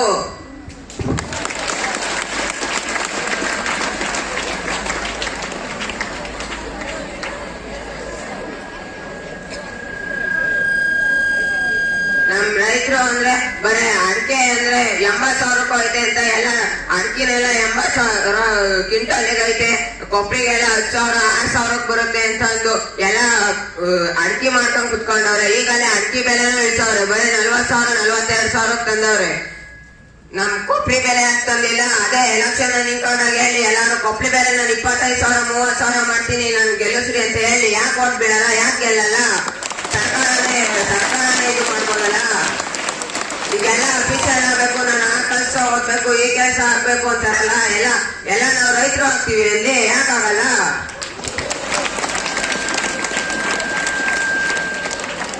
ಈಗೆಲ್ಲ 99% ಜನ ಎಲ್ಲ ಅಫೀಷಿಯಲ್ ಅಂತಾರಲ್ಲ. ಎಲ್ಲ ಓದಿ ಮತ್ತೆ ರೈತರು ಮಕ್ಕಳು ಓದಿರುವ 95% ತಗೊಂಡ್ರುವ ಅಲ್ಲಿ ಸರ್ಕಾರ ಅಫಿಷಿಯಲ್ ಮಕ್ಕಳು ಬರೀ 80% ತಗೊಂಡ್ರುವ ಎಲ್ಲ 50 ಲಕ್ಷ 1 ಲಕ್ಷ ಕೊಟ್ಟು 50,000 1 ಲಕ್ಷ 1 ಕೋಟಿ 50 ಲಕ್ಷ ಎಲ್ಲ ಕೊಟ್ಟು ಕೆಲಸ ಕೊಡಿಸ್ತಾರಲ್ಲ ಗೌರ್ಮೆಂಟ್. ಕೊಡಿಸ್ಲಿ ಮತ್ತೆ ರೈತರಿಗೆ 95% ತಂದಿರ್ತಾರೆ. ಎಲ್ಲ ಮಧ್ಯವರ್ತಿ ಜನರು ಎಲ್ಲ ಲಂಚ ಹೊಡಿತಾರೆ, ಗೊತ್ತಾಗಲ್ವಾ ಇದೆಲ್ಲ ಸರ್ಕಾರಕ್ಕೆ? ಇದನ್ನ ಯಾರು ಕೇಳೋದಿಲ್ವಾ? ಮತ್ತೆ ಸುಮ್ನೆ ಹೋರಾಟ ಮಾಡ್ತಾರ ಎಲ್ಲವ? ನಮಗೆ ನೀರ್ ಬೇಕು ಅಂತಾರೆ, ಮತ್ತೆ ಕೊಡ್ಲಿ ಜನಕ್ಕೆಲ್ಲವ? ಕೊಡ್ಲಿ ಬಿಡ್ರಿ, ಎಲ್ಲ ಸಾಲ ಮನ್ನಾ ಮಾಡಿಸ್ಲಿ ಬಿಡ್ರಿ. ಏನಕ್ಕೆ ಮಾಡಿಸ್ತಾರೆ? ರೈತರು ಬೆಳೆಯಲ್ವಾ? ಕೊಡಲ್ವಾ? ಅನ್ನ ಕೊಡಲ್ವಾ? ಅಲ್ಲಿ ಕಾಯಲ್ವಾ ಸೈನಿಕರು ದೇಶ ಕಾಯಲ್ವಾ? ಅವ್ರಿಗೆ ಕೊಡ್ಲಿ ಬಿಡ್ರಿ ಅನ್ನನ. ರೈತರು ಬೆಳೀಲಿ ಬಿಡ್ರಿ, ರೈತರು ಮುಂದುವರಿಲಿ ಬಿಡ್ರಿ. ಏನಾಗುತ್ತೆ? ರೈತರು ಬೆಳಿಬೇಕು ಅಂದ್ರೆ ರೈತರಿಗೆ ಎಲ್ಲಾರು ಸಪೋರ್ಟ್ ಮಾಡ್ಬೇಕು. ಯಾವತ್ತೇ ಆದ್ರೂ ಎಷ್ಟು ಶಾಲೆಯಿಂದ ಬೇಕಾಗಿ ಹೋದ್ರು ರೈತರಿಗೆ ಬೆಂಬಲ ಕೊಡ್ಬೇಕು. ಮಕ್ಕಳಿಂದಲೇ ಎಲ್ಲವ ಬೇಕಾದ್ರೆ ರೈತರಿಗೆ ಬೆಂಬಲ ಕೊಡಿಸ್ಬೇಕು. ಮಕ್ಕಳೇ ಹೋಗಿ ಬೇಕಾದ್ರೆ ಒಂದ್ ಪಕ್ಷ ಹೋರಾಟ ಮಾಡ್ಬೇಕು. ಎಲ್ಲರ ಜೊತೆಗೂ ಎಲ್ಲಾರು ಗೌರ್ಮೆಂಟ್ ಕೆಲಸದಾಗಿರೋರು ಅಫಿಷಿಯಲ್ಸ್ ಎಲ್ಲ ಹೋಗಿ ಅಲ್ಲಿ ರೈತರಿಗೆ ನಮಗೆಲ್ಲ ಸಂಬಳ ಜಾಸ್ತಿ ಮಾಡ್ರಿ, ಅದ್ ಮಾಡ್ರಿ ಇದ್ ಮಾಡ್ರಿ ಅಂತೆಲ್ಲ ಕೇಳ್ತಾರಲ್ಲ. ರೈತರ ಕೈ ಕೇಳಕ್ ಆಗ್ತಿಲ್ಲ, ರೈತರ ಕೈಲಿ ಒಗ್ಗಟ್ಟಿಲ್ಲ, ಏನು ಗೊತ್ತಾಗಿಲ್ಲ. ಎಲ್ಲಾರು ಸೇರ್ಬೇಕು, ಅದ್ರ ಜೊತೆಗೆ ನಮ್ಮನ್ನು ಸೇರಿಸ್ಕೊಳ್ಳಿ. ಕ್ಲಾಸ್ ಹುಡುಗರು ಹೋಗ್ಲಿ, ಏನಾಗುತ್ತೆ? ಎಲ್ಲ ಬನ್ನಿ, ಬೆಂಬಲ ಬನ್ನಿ ರೈತರಿಗೆ. ರೈತರು ಬೆಳಿಬೇಕು, ರೈತರೇ ನಮ್ ದೇಶದ ಬೆನ್ನೆಲುಬು. ನಿಂತ್ಕೋಬೇಕು ಮೇಲಕ್ಕೆ ಎತ್ತಿ ರೈತರು. ನಮ್ ರೈತರು ಮುಂದುವರೆ ತಕ್ಕ ದೇಶ ಒಂದು ಎಂದು ಮುಂದುವರೆಯಲ್ಲ. ಇದಂತೂ 100ಕ್ಕೆ 100 ಗ್ಯಾರಂಟಿ.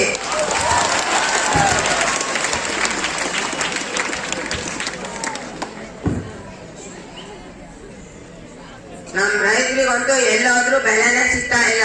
ಒಂದ್ ಗ್ರಾಮ ಪಂಚಾಯತ್ ಕೋಲಿ ಒಂದು ಆಫೀಸ್ ಕೋಲಿ ಎಲ್ಲಾದ್ರೂ ನಮಗೆ 50,000 ಕೊಟ್ರೆ ನಿನಗೆ ಆ ಕೆಲಸ ಆಗುತ್ತೆ ಅಂತಾರೆ. ಇಲ್ಲ ಅಂದ್ರೆ ನಮ್ಮನ್ನ ತಿರುಗಿಸ್ತಾರೆ. ಇವತ್ತಾಗಲ್ಲ ಹೋಗ್ರಿ, ನಾಳೆ ಬರ್ರಿ, ಇಲ್ಲ ಇವತ್ತಾಗಲ್ಲ ನಾಳೆ ಬರ್ರಿ. ಅವ್ರು ಹೇಳ್ದಂಗ ನಾವ್ ಇರ್ಬೇಕು. ಯಾಕಿರ್ಬೇಕು? ಹೋಗಿ ಹೋರಾಟ ಮಾಡೋಣ. ಏನಾಗುತ್ತೆ ನಮಗೆ? ನಾವು ಬೆಳಿತೀವಿ, ನಾವು ತಿಂತೀವಿ, ನಾವು ನಮ್ಮನೆ ಬಟ್ಟೆ ಏನಾಗುತ್ತೆ? ಹೋಗ್ಬೇಕು, ಹೋರಾಟ ಮಾಡ್ಬೇಕು. ಸುಮ್ನೆ ಮೂಲೆಯಲ್ಲಿ ಕುತ್ಕೊಂಡು ನಾವು ಇದೀವಿ, ನಾವು ಬಂದಿವಿ ಜಗತ್ತಿಗೆ ಅಂತ ಕುತ್ಕೊಂಡು ಯಾರು ಗೊತ್ತಾಗ್ದಂಗೆ ಸಾಯ್ಬಾರ್ದು. ಎಂದಿದ್ರು ಸಾಯದೆ. ಹೋಗ್ಬೇಕು, ಹೋರಾಟ ಮಾಡ್ಬೇಕು, ನಮ್ದು ಒಂದು ಹೆಸರು ಕೊಡ್ಬೇಕು, ನಾವು ಒಂದು ಹೆಸರು ಕೊಡ್ಬೇಕು, ಹೋರಾಟ ಮಾಡ್ಬೇಕು, ನಾವು ಅಂತ ಒಂದು ಹೆಸರು ಬರ್ಬೇಕು. ಸುಮ್ನೆ ಇದ್ರೆ ಏನೂ ಆಗಲ್ಲ. ಎಲ್ಲರಿಗೂ ಬೆಂಬಲ ಕೊಡ್ಬೇಕು. ರೈತರಿಗೆ ಎಲ್ಲರೂ ಅಫಿಷಿಯಲ್ಸ್ ಅನ್ನೋರೆಲ್ಲ ನಾನ್ ರೈತ ಆಗ್ಬೇಕು ಅನ್ಬೇಕೆಲ್ಲ. ಮುಂದೆ ಈ ಚಿನ್ನ ಬೆಳ್ಳಿ ಎಲ್ಲ 10,000 ಆಗ್ಲಿ, 5,000 ಆಗ್ಲಿ, 8,000 ಆಗ್ಲಿ, ಇಷ್ಟಾದ್ರೂ ಕೊಂಡ್ಕೊಂತೀವಿ. ರಾಗಿ ಕೊಂಡ್ಕೊಳಕ್ಕಾಗಲ್ವಾ? ನಮ್ ಕೈಲಿ ಅನ್ನ ತಿನ್ನಕ್ಕಾಗಲ್ವಾ? ಎಲ್ಲಾರು ಬರೇ ಕೋಳಿ ಮೊಟ್ಟೆ ಕೊಡ್ತಾರೆ. ಮತ್ತೆ ಸ್ಕೂಲಲ್ಲಿ ಎಲ್ಲರಿಗೂ ಮತ್ತೆ ರೈತರಿಂದಲೇ ತಾನೆ ಅದು ಬರೋದು. ರೈತರೇ ತಾನೆ ಕೋಳಿ ಸಾಕೋದು. ರೈತರಿಂದಲೇ ಅದು ಬರೋದು. ಇನ್ನ ಬೆಂಬಲ ಕೊಡ್ಬೇಕು. ಇನ್ನ ಮಟ್ಟಿ 20 ರೂಪಾಯಿ ಮಾಡ್ಬೇಕು. ಎಲ್ಲ ರೇಟ್ ಮಾಡ್ಬೇಕು. ಹಾಲಿನ ರೇಟ್ ಇನ್ನ ಕಮ್ಮಿ ಇದೆ. ಹಾಲಿನ ರೇಟ್ ಬರೀ ಜ್ಯೂಸ್ ರೇಟ್ 2 ಲೀಟರ್ ಜ್ಯೂಸಿಗೆ 100 ರೂಪಾಯಿ 120 ಹೇಳ್ತಾರೆ. ಹಾಲಿನ ರೇಟ್ ಹಾಕಿ ಬರೀ 30 ರೂಪಾಯಿ ಹೇಳ್ತಾರೆ. ಅದು ಗೌರ್ಮೆಂಟ್ ಡೈರಿ ಆದ್ರೆ 30-35 ಕೊಡ್ತಾರೆ.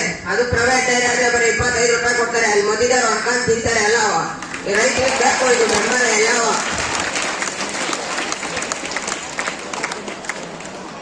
ಎಲ್ಲ ರೈತರಿಗೂ ಹೇಳ್ಬೇಕು. ಎಲ್ಲ ಒಗ್ಗಟ್ಟಾಗಿ ಹೋಗ್ಬೇಕು, ಹೋರಾಟ ಮಾಡ್ಬೇಕು. ಅದೇನಾಗುತ್ತೆ ನೋಡ್ಬೇಕು ಅಷ್ಟೇ.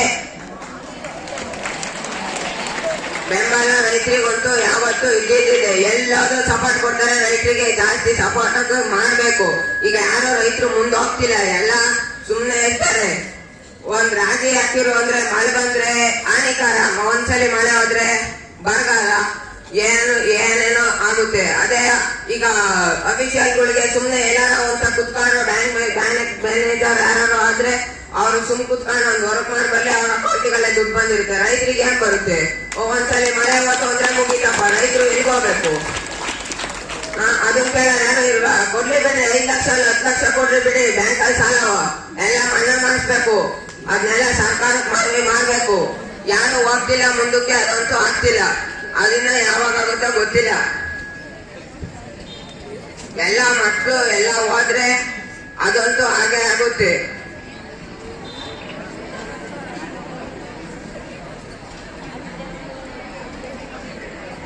ಈಗ ಮನೇಲಿ ಅಪ್ಪ ಅಮ್ಮ ಕಷ್ಟಪಡೋದ್ ನೋಡಿ ರೈತರಾಗಿ ಮಕ್ಕಳು ಕೂಡ ಒಂದ್ ಸ್ವಲ್ಪ ದಿನ ಓದ್ತಾರೆ. ಅವ್ರಿಗೂ ಅಲ್ಲೇ ಓದೋಕೆ ಮನ್ಸೇ ಇರಲ್ಲ. ಅಯ್ಯೋ ನಮ್ಮ ಅಪ್ಪ ಅಮ್ಮ ಇಷ್ಟೊಂದು ಕಷ್ಟ ಪಡ್ತಿದ್ದಾರೆ, ನಾನು ಓದೋಣ ಅವ್ರ ಜೊತೆ ಕೈ ಜೋಡ್ಸೋಣ ಅಂತಾರೆ. ಮತ್ತೆ ಆ ಮಕ್ಕಳು ಕೂಡ ರೈತರಾಗೆ ಹೋಗ್ತಾರೆ. ಹಂಗೆ ಆಗ್ತಾ ಯಾರು ರೈತರು ಮಕ್ಕಳಿಗೆ ಕರೆಕ್ಟ್ ಆಗಿ ಶಿಕ್ಷಣನೂ ಸಿಗ್ತಾ ಇಲ್ಲ. ಕರೆಕ್ಟ್ ಆಗಿ ಅಲ್ಲಿ ಮೇಲೆ ತಕ ಓದ್ತಾರೆ. ಅಲ್ಲಿ ಯಾರೋ ಅಫಿಷಿಯಲ್ ಮಕ್ಕಳು ಒಂದ್ 85% ಅಂದ್ರೆ ರೈತರ ಮಕ್ಕಳು 95% ಅಂದಿದ್ರೆ ನಾನು 1 ಲಕ್ಷ ಕೊಡ್ತೀನಿ, ನಾನು 50 ಲಕ್ಷ ಕೊಡ್ತೀನಿ, 1 ಕೋಟಿ ಕೊಡ್ತೀನಿ ಅಂದ್ರೆ ಅವ್ರಿಗಲ್ಲೇ ಕೆಲಸ ರೆಡಿ, ಒಂದ್ ಸೈನ ತಿಕ್ಕಿರ್ತಾರೆ. ನಮ್ ರೈತರ ಮಕ್ಕಳಿಗೆ ಏನು ಅಷ್ಟೇ. ಇದಕ್ಕಿನ್ನೇನಕ್ ಬೇಕು? ಎಷ್ಟು ಓದಿರೋ ಅಷ್ಟೇ ಅಂತಾರೆ. ಇನ್ನ ಯಾರು ಮತ್ತೆ ಒಂದು ಹಸು ಕಾಣಕ್ ಹೋಗ್ತಾರೆ. ಅದ್ರಲ್ಲಿ ಒಂದೇನೋ ಒಂದು ಲಾಭ ನೋಡೋಣ ಅಂತ ಹೋಗ್ತಾರೆ. ಆ ಲಾಭ ನಷ್ಟ ಆಗುತ್ತೆ, ಆತ್ಮಹತ್ಯೆನೂ ಮಾಡ್ಕೊಂತಾರೆ ರೈತರು. ಹಿಂಗಾದ್ರೆ ಎಲ್ಲಾನು ಆಗುತ್ತೆ, ಆತ್ಮಹತ್ಯೆ ಆಗುತ್ತೆ, ಮತ್ತೆ ಇನ್ನೊಂಥರ ಕಷ್ಟ ಆಗುತ್ತೆ. ಆ ಟೆನ್ಷನ್ಗೆ ಹೋಗಿ ಡ್ರಿಂಕ್ಸ್ ಮಾಡ್ತಾರೆ. ಮತ್ತೆ ಅದರಿಂದ ಹಾಳಾಗೋಗ್ತಾರೆ ರೈತರು. ಅದರಿಂದ ರೈತರು ಕುಟುಂಬನೂ ಹಾಳಾಗೋಗುತ್ತೆ. ಇಂಥದಕ್ಕೆ ರೈತರಿಗೆ ಬೆಂಬಲನೇ ಕೊಡಲ್ಲ. ಸುಮ್ನೆ ಎಲ್ಲ ಹೇಳ್ತಾರೆ, ನಾನು ಗೆದ್ಬಿಟ್ರೆ ಅದನ್ನ ಫ್ರೀ ಮಾಡ್ತೀನಿ, ಇದನ್ನ ಫ್ರೀ ಮಾಡ್ತೀನಿ, ಅದಕ್ಕೆ ಹಾಕ್ತೀನಿ ದುಡ್ಡ, ಇದಕ್ಕೆ ಹಾಕ್ತೀನಿ ಅಂತ. ರೈತರಿಗೆ ಹಾಕ್ಲಿ ಬಿಡ್ರಿ. 10,000 20,000 ತಿಂಗಳಿಗೆ ಏನಾಗುತ್ತೆ? ರೈತರು ಬೆಳೀತಾರೆ. ರೈತರು ಬೆಳೆದ್ರೆ ನಮ್ ದೇಶ ಬೆಳೆಯುತ್ತೆ. ನಮ್ ದೇಶ ಬೆಳೆದ್ರೆ ನಮಗೆ ಹೆಮ್ಮೆ. ಇನ್ನ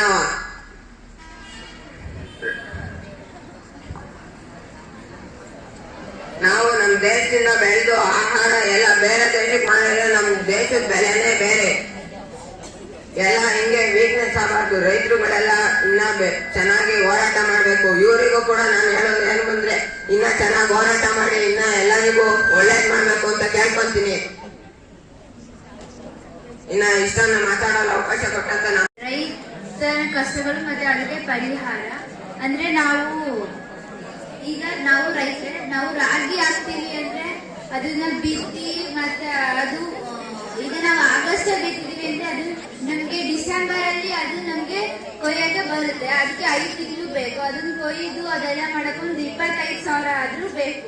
ಒಂದ್ 2 ಎಕರೆಗೆ ಹಾಕಿದೀವಿ ಅಂದ್ರೆ ಒಂದು 25,000 ಬೇಕು. ಅದನ್ನ ನಾವು ಕೊಯ್ದು ಮೊಪೆಡಿಗೆ ಹಾಕ್ತಿವಿ ಅಂದ್ರೆ ಮೊಪೆಡಿಗೆ ಹಾಕ್ತದೆ ಅದು 1 ಕ್ವಿಂಟಾಲ್ಗೆ 4,000. ಅದಕ್ಕೆ 4,000 ಅಲ್ಲ, ಜಾಸ್ತಿ ದುಡ್ಡು ಬೇಕು. ಈಗ ನಾವು 25,000 ಖರ್ಚು ಮಾಡಿರ್ತೀವಿ ಅಂದ್ರೆ ಅದಕ್ಕೆ 50,000 ಮಾತ್ರ ಸಿಗುತ್ತೆ. ಅವರು ಅದನ್ನೆಲ್ಲ ಹಾಕಕ್ಕೆ ಬ್ಯಾಂಕ್ ಇಂದ ಮತ್ತೆ ಬೇರೆಯವ್ರ ಹತ್ರ ಎಲ್ಲ ಸಾಲ ಮಾಡಿರ್ತಾರೆ. ಆ ಸಾಲ ಮಾಡಬಾರ್ದು. ಅದಕ್ಕೆ ಹೆಚ್ಚು ದುಡ್ಡು ಕೊಡ್ಬೇಕು ಅಂತ ಕೇಳ್ಕೊಂತೀನಿ ನಾನು. ಮತ್ತೆ ನಾವು ತುಮಕೂರು ಸೈಡಲ್ಲೆಲ್ಲ ಜಾಸ್ತಿ ಕೊಬ್ಬರಿ, ತೆಂಗು ಅದನ್ನೆಲ್ಲ ಬೆಳಿತೀವಿ. ನಾವು ಕೊಬ್ಬರಿ ಬೆಳಿತೀವಿ. ನಾವು ಇವಾಗ ಕೊಬ್ಬರಿ ಹಾಕ್ಬೇಕು ಅಂದ್ರೆ ನಾವು ಹಾಕ್ಬೇಕಾದ್ರೆ 12,000 13,000 ಆ ತರ ಇರುತ್ತೆ. ಆ ತರ ಇರ್ಬಾರ್ದು. 25,000 ಅಥವಾ 20,000 ಮಿನಿಮಮ್ ಇರ್ಬೇಕು. ಯಾಕೆ ಅವರು ಬೆಳೆದು ಅದನ್ನೆಲ್ಲ ಗಿಡಗಳನ್ನ ಹಾಕಿ ಬೆಳೆಸಿ ಅದನ್ನೆಲ್ಲ ಕೀಳ್ಸಿ ಅದನ್ನ ಹಾಕಿ ಅದನ್ನೆಲ್ಲ ಸುಳ್ಸಿ ಅದನ್ನೆಲ್ಲ ಕೊಡೋ ವರ್ಷದಿಗೆ ಅವ್ರಿಗೆ 12,000 ಮಾತ್ರ ಸಿಗುತ್ತೆ. ಆ ತರ ಸಿಗ್ಬಾರ್ದು. 20,000 ಮಿನಿಮಮ್ ಸಿಗ್ಲೇಬೇಕು ಅಂತ ಕೇಳ್ಕೊಡ್ತೀನಿ ಸರ್ಕಾರಕ್ಕೆ.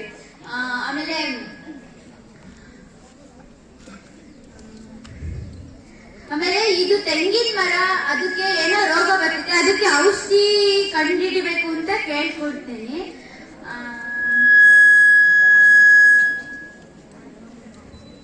ಮತ್ತೆ ಈಗ ಸರ್ ಹೇಳಿದ್ರು ಅದು ಭಿಕ್ಷಕನ್ ಕೇಳಿದಾಗ ಅವನು ಚಿನ್ನ ಕೇಳ್ಬಾರ್ದಾಗಿತ್ತು, ಅವನು ಅನ್ನ ಕೇಳ್ಬಾರ್ದಿತ್ತು. ಅದನ್ನ ಚಿನ್ನ ತಿನ್ನಕ್ಕಾಗಲ್ಲ. ಅದು ಅನ್ನ ಆದ್ರೆ ತಿನ್ಬೋದು, ಎಷ್ಟೋ ವರ್ಷ ಅವನು ಬಾಳ್ತಿದ್ದ. ಚಿನ್ನ ಅದು ಸಿಕ್ಕಿ ಅದು ಮಣ್ಣಿ ಬಿದ್ದು ಅದು ಮಣ್ಣು ತಿನ್ನಕ್ಕಾಗುತ್ತಾ? ಅವನು ಅನ್ನನೇ ತಾನೇ ತಿನ್ಬೇಕಾಗಿತ್ತು ಅಂತ ಕೇಳ್ಕೊಡ್ತೀವಿ. ಮತ್ತೆ ನಾವು ಬೆಳಿತೀವಲ್ಲ, ಅವು ಬೆಳೀತಿದ್ದ ಅನ್ನವನ್ನ ಮಾಡ್ತೀವಲ್ಲ, ಅದಕ್ಕೆ ದುಡ್ಡು ಜಾಸ್ತಿ ಸಿಗ್ಬೇಕು ಅಂತ ನಾನು ಕೇಳ್ಕೊಡ್ತೀನಿ. ಅಷ್ಟೇ, ಇಷ್ಟು ಮಾತಾಡಲು ಅವಕಾಶ. ನನ್ನ ಹೆಸರು ನಂದಿನಿ. ನಾನು 9ನೇ ತರಗತಿ ಸಿ ವಿಭಾಗದಲ್ಲಿ ಓದುತ್ತಿದ್ದೇನೆ. ಇಂದು ನಮ್ಮ ಶಾಲೆಯಲ್ಲಿ ಯಾವ ಕಾರ್ಯಕ್ರಮನ ಇಟ್ಕೊಂಡಿದ್ದಾರೆ ಅಥವಾ ಯಾವ್ದ್ರ ಬಗ್ಗೆ ಮಾತಾಡೋದಕ್ಕೆ ಇಟ್ಕೊಂಡಿದ್ದಾರೆ ಅಂತ ನಿಮಗೆಲ್ಲರಿಗೂ ಗೊತ್ತಿದೆ. ನಮಗೆ ಕೊಟ್ಟಿರುವಂತಹ ಟಾಪಿಕ್ ರೈತರ ಸಮಸ್ಯೆಗಳು ಮತ್ತು ಪರಿಹಾರ. ಇದ್ರ ಬಗ್ಗೆ ಯಾಕೆ ಕೊಟ್ರು, ಇದೇ ಟಾಪಿಕ್ ನೇ ಯಾಕೆ ಕೊಟ್ರು? ನಮ್ಮ ಸುತ್ತಮುತ್ತಲಿನ ಪರಿಸರದ ಬಗ್ಗೆ ಮಾತಾಡ್ಲಿಕ್ಕೆ ಕೊಡ್ಬೋದಿತ್ತು, ಅಥವಾ ಒಂದು ವಸ್ತು ಬಗ್ಗೆ ಮಾತಾಡ್ಲಿಕ್ಕೆ ಕೊಡ್ಬೋದಿತ್ತು. ಈ ಟಾಪಿಕ್ ನೇ ಯಾಕೆ ಕೊಟ್ರು ಅಂದ್ರೆ, ನಮ್ಮ ಜೀವನದಲ್ಲಿ ನಮ್ಮ ತಂದೆ ತಾಯಿ ನಮಗೆ ಎಷ್ಟು ಪ್ರಾಮುಖ್ಯತೆಯಿಂದ ನಮಗೆ ಮುಖ್ಯವಾಗಿರ್ತಾರೋ ಅಷ್ಟೇ ರೈತರು ಸಹ ನಮ್ಮ ಜೀವನದಲ್ಲಿ ಪ್ರಾಮುಖ್ಯತೆಯನ್ನು ಹೊಂದಿರ್ತಾರೆ. ಮತ್ತೆ ಇದು ಮಕ್ಕಳಿಗೆ ಎಷ್ಟು ಅರಿವು ಮೂಡಿಸುತ್ತೆ, ಮತ್ತೆ ಮಕ್ಕಳಿಗೆ ಎಷ್ಟು ಗೊತ್ತಿದೆ ಇದ್ರ ಬಗ್ಗೆ ಅನ್ನೋ ತಿಳ್ಕೊಳಕೋಸ್ಕರ ಈ ಕಾರ್ಯಕ್ರಮನ ಇಟ್ಟಿರೋದು. ಮೊದಲು ರೈತರ ನಾವ್ ಯಾವುದೇ ಒಂದು ವಿಷಯ ತಗೊಳ್ಳಿ, ಒಬ್ಬ ವ್ಯಕ್ತಿ ಬಗ್ಗೆ ತಗೊಳ್ಳಿ, ಅಥವಾ ಒಂದು ತೆಂಗಿನ ಮರ ಅಂತ ಆಗಿಂದ ಹೇಳ್ತಾ ಇದ್ರು, ಆ ತೆಂಗಿನ ಮರದ ಬಗ್ಗೆನೇ ತಗೊಳ್ಳಿ. ಫಸ್ಟ್ ನಮಗೆ ತೆಂಗಿನ ಮರ ಅಂದ್ರೆ ಏನು ಅಂತ ಗೊತ್ತಿರ್ಬೇಕು. ಏನು ಅಂತ ಗೊತ್ತಿದ್ರೆ ಮಾತ್ರ ತೆಂಗಿನ ಮರದ ಬಗ್ಗೆ ಮಾತಾಡ್ಲಿಕ್ಕೆ ಸಾಧ್ಯ. ಮೊದಲನೇದಾಗಿ ರೈತ ಅಂದ್ರೆ ಏನು ಅಂತ ಹೇಳ್ತೀನಿ. ರೈತ ಅಂದ್ರೆ ತನ್ನಷ್ಟಿಗೆ ತಾನೇ ದುಡ್ಕೊಳಲ್ಲ, ತಾನು ಬೆಳೆಯೋದಕ್ಕೋಸ್ಕರ ದುಡ್ಕೊಳಲ್ಲ, ನನಗೋಸ್ಕರ ಅಲ್ಲ, ನನ್ನ ದೇಶಕ್ಕೋಸ್ಕರ ಅಂತ ನಿಯತ್ತಿನಿಂದ ದುಡಿತಾನಲ್ಲ, ಅವನೇ ನಿಜವಾದ ರೈತ. ನಮ್ಮ ಅಕ್ಕಪಕ್ಕ ಅವತ್ ಸಾರಿ ಹೇಳೋಗಿದ್ರು, ನೀವು ಫೋನಲ್ಲಿ ನೋಡ್ಕೊಂಡ್ ಬರ್ತೀರಾ, ಇನ್ನು ಬೇರೆ ಬೇರೆ ನಮ್ಮ ರಾಜ್ಯದಲ್ಲಿ ನಡೆಯುವಂತ ವಿಷಯಗಳನ್ನ ಹೇಳ್ತೀರಾ ಅಂತ. ಅದಕ್ಕೋಸ್ಕರ ನಿಮ್ಮ ನೆರೆಹೊರೆಯಲ್ಲಿ ನಡೆದಂತಹ ವಿಷಯಗಳು, ಘಟನೆಗಳು, ಮತ್ತೆ ನಿಮ್ಮ ಮನೆಯಲ್ಲಿ ನಡೆದಂತಹ ಘಟನೆಗಳನ್ನ ಹೇಳಿ ಅಂತ. ನಮ್ಮ ಅಕ್ಕಪಕ್ಕದಲ್ಲಿ ನಡೆದಂತಹ ಘಟನೆ, ಟೊಮೊಟೊ ಗಿಡ ಹಾಕಿದ್ರು. ಆಗ ರೇಟು 1 ಕೆಜಿಗೆ 200 ರೂಪಾಯಿ ಇತ್ತು. ಆ ಟೈಮಲ್ಲಿ ಅವರು ಯಾವ ರೀತಿ ಐಡಿಯಾ ಓಡಿಸಿ ಅದಕ್ಕೆ ಒಂದು ಟೊಮೊಟೊ ಗಿಡದಲ್ಲಿ ಹಣ್ಣು ಆಗಿದೆ ಅಂದ್ರೆ ಇನ್ನೊಂದು ಕಾಯಿ ಆಗಿರ್ಬೇಕು ಅಂದ್ರೆ ಈ ಒಂದು ಬೆಳೆನ ತಕೊಂಡ ತಕ್ಷಣ ಈ ಬೆಳೆ ಬರೋ ರೀತಿಯಾಗಿ ಐಡಿಯಾ ಓಡಿಸಿ ಹಾಕಿದ್ರು. ಅಂದ್ರೆ ಇಲ್ಲಿ ಏನ್ ಗೊತ್ತಾಗುತ್ತೆ ಅಂದ್ರೆ, ರೈತ ನಾವು ದಡ್ಡ ಅಂತ ಕರಿತೀವಿ ರೈತನ, ಆದ್ರೆ ರೈತಗೆ ಎಷ್ಟು ಬೆಲೆ ಇದೆ, ಎಷ್ಟು ಅವರಿಗೆ ಬುದ್ಧಿ ಇದೆ ಅನ್ನೋ ತಿಳ್ಕೊಳ್ಳೋದನ್ನು ತಿಳಿಸುತ್ತೆ. ಅವ್ರ ಮನಸ್ಸಲ್ಲಿ ಏನ್ ಬಂದಿರ್ಬೋದು ಅದಕ್ಕೆ ಪರಿಹಾರ ಅಂತಂದ್ರೆ, ಇನ್ನೊಂದ್ಸಲ ಹಾಕ್ದಾಗ 10 ರೂಪಾಯಿಗೂ ಸಹ ಟೊಮೊಟೊ ಹಣ್ಣನ್ನ ಮೂಸೋರಿರ್ಲಿಲ್ಲ. ಅವಾಗ ಟೊಮೊಟೊಗೆ ರೋಡ್ ಹತ್ರ ಚೆಲ್ಬೇಕಾಯ್ತು. ಈ ಸಮಸ್ಯೆ ಬಂದಾಗ ಅವ್ರ ಮನಸ್ಸಲ್ಲಿ ಏನ್ ಬಂದಿರ್ಬೋದು ಅಂದ್ರೆ, ಈಗ ನಾವು ಇಷ್ಟೆಲ್ಲ ಸಾಲ ಮಾಡಿ ಮಾಡೋ ಬದಲು ಆರಾಮಾಗಿ ದುಡ್ದು 500 ರೂಪಾಯಿ ದಿನ ಕೂಲಿ ಕೊಡೋ ಹತ್ರ ದುಡ್ದು ಆರಾಮಾಗಿ ದುಡ್ಕೊಂಡು ಮನೆಗಿರ್ಬೋದಿತ್ತು. ಇಷ್ಟೊಂದು ಸಾಲ ಮಾಡೋ ಅಂತ ಅವಶ್ಯಕತೆ ಇಲ್ಲ ಅಂತ ಅವ್ರ ಮನ್ಸಲ್ಲಿ ಅನ್ಸಿರ್ಬೋದು. ಆದ್ರೆ ಎಲ್ಲರೂ ಹೀಗೆ ಒಬ್ಬೊಬ್ರೆ ರೈತರು ಒಂದೊಂದು ಕಷ್ಟದಿಂದ ನಾವು ಏನಾದ್ರೂ ದುಡಿಯೋದಿಕ್ ಹೋದ್ರೆ ನಾವು ಎಲ್ಲ ದುಡ್ಕೊಂಡ್ಬಂದು ದುಡ್ಡನ್ನೇ ತಿನ್ನಕ್ಕಾಗುತ್ತ ಹೊಟ್ಟೆಗೆ. ನಾವ್ ಎಂದಿಗೂ ಅನ್ನನೇ ಹೊಟ್ಟೆಗೆ ತಿನ್ಬೇಕು. ಮತ್ತೆ ಈಗ ಫಾರ್ ಎಕ್ಸಾಂಪಲ್ ಅವರಿಗೆ ರೈತರಿಗೆ ಯಾವ ರೀತಿ ಸಮಸ್ಯೆ ಬರ್ತವೆ ಅಂದ್ರೆ ಬಂಡವಾಳದ ಸಮಸ್ಯೆ, ಬಡತನದ ಸಮಸ್ಯೆ, ಮತ್ತೆ ಅರಿವು ಜ್ಞಾನದ ಸಮಸ್ಯೆ, ಮತ್ತೆ ಅವರು ರೈತರ ಆತ್ಮಹತ್ಯೆ ಸಮಸ್ಯೆಗಳು, ಇನ್ನೂ ಸಾಕಷ್ಟು ಅವರಿಗೆ ಸಮಸ್ಯೆಗಳು ಬರ್ತವೆ. ರೈತ ಒಂದು ಮುಖ್ಯವಾದ ಕಾರಣ ಹೇಳ್ತೀನಿ ರೈತ ಆತ್ಮಹತ್ಯೆ ಮಾಡ್ಕೊಳೋದಿಕ್ಕೆ. ಈಗ ರೈತ ಯಾವ್ದಾದ್ರು ಒಂದು ಬೆಳೆ ಬೆಳೆದಿರ್ತಾರೆ, ಆ ಬೆಳೆಗೆ ಸರಿಯಾದ ಬೆಲೆ ಸಿಗಲ್ಲ. ಮಾರುಕಟ್ಟೆಗೆ ಹೋದಾಗ ಬಾಯಿಗೆ ಬಂದಂಗೆ ಕೇಳ್ತಾರೆ ಬೆಲೆನ. ಆ ಬೆಳೆಗೆ ಸರಿಯಾದ ಬೆಲೆ ಸಿಗದೇ ಇರೋ ಕಾರಣ ಅವ್ರು ಏನ್ ಮಾಡ್ತಾನೆ ಅಂದ್ರೆ ಅವ್ರು ಹಾಕಿರುವಂತ ದುಡ್ಡಿಗಿನ ಲಾಸ್ ಆಗಿ, ನಷ್ಟ ಆಗಿ ರೈತನಿಗೆ ಆ ದುಡ್ಡು ರಾಸಾಯನಿಕ ವಸ್ತುಗಳು ಮತ್ತು ಗೊಬ್ಬರಗಳು ಇವನ್ನೆಲ್ಲ ತಂದಿರ್ತಾರೆ ಅಂಗಡಿಯಿಂದ. ಅವಕ್ ಮಾತ್ರ ಸಾವಿರಾರು ಗಟ್ಟಲೆ ದುಡ್ಡು. ಅವ್ರು ಬೆಳೆದಿರೋಂತ ಬೆಳೆ ಮಾತ್ರ 10 ರೂಪಾಯಿ 20 ರೂಪಾಯಿ ಕೇಳಿದ್ರೆ ಯಾರಿಗ್ ತಾನೇ ರೈತರಿಗೆ ಮೋಸ ಆಗಲ್ಲ. ಆ ಒಂದು ಅಂಗಡಿಯಲ್ಲಿ ತಗೊಳ್ಳೋಂತ ರಾಸಾಯನಿಕ ವಸ್ತುಗಳು ಮತ್ತೆ ಔಷಧಿಗಳು ಇದಕ್ಕೆ ಪರಿಹಾರನ ಸರ್ಕಾರ ಅವುಗಳನ್ನೆಲ್ಲ ಇವಾಗ 100 ರೂಪಾಯಿನ 10 ರೂಪಾಯಿ ಕೇಳಕ್ಕಾಗಲ್ಲ. ಒಂದ್ ನಿಗದಿತ ಬೆಲೆ ಅಂತ ಮಾಡ್ಬೋದು ರೈತರಿಗೋಸ್ಕರ, ಅದ್ರಲ್ಲಿ ಏನು ತಪ್ಪಾಗಲ್ಲ. ಸರ್ಕಾರ ರೈತರಿಗೋಸ್ಕರ ಮಾಡಿದ್ರೆ ಅದರಿಂದ ಯಾವುದೇ ತರಹದ ತಪ್ಪನ್ನ ಯಾರು ಹುಡ್ಕಲ್ಲ. ನಾವು ರೈತರನ್ನ ಎಷ್ಟು ಬೆಳೆಸ್ತೀವಿ, ಮುಂದುವರಿಸ್ತೀವೋ ಅಷ್ಟೇ ನಮ್ಮ ಇಡೀ ದೇಶ ಆಗ್ಲಿ, ಮನುಷ್ಯರಾಗ್ಲಿ, ನಾವಾಗ್ಲಿ ಮುಂದುವರಿತೀವಿ. ಮತ್ತೆ ಫಾರ್ ಎಕ್ಸಾಂಪಲ್ ಎಲ್ಲರೂ ಶಾಲೆಗೆ ಬರ್ತಾರೆ, ಅಪ್ಪ ಅಮ್ಮ ಅದಕ್ಕೆ ಕಷ್ಟಪಟ್ಟು ಅವರು ರೈತ ಆಗಿ ನನ್ ಮಕ್ಳು ನಂತರ ಈ ತರ ದುಡಿಬಾರ್ದು, ನನ್ ಮಕ್ಳು ಚೆನ್ನಾಗಿರ್ಬೇಕು ಅಂತ ಓದ್ಸಕ್ ಕಳಿಸ್ತಾರೆ. ಅದಕ್ಕೋಸ್ಕರ ಇದು ನಿಜ.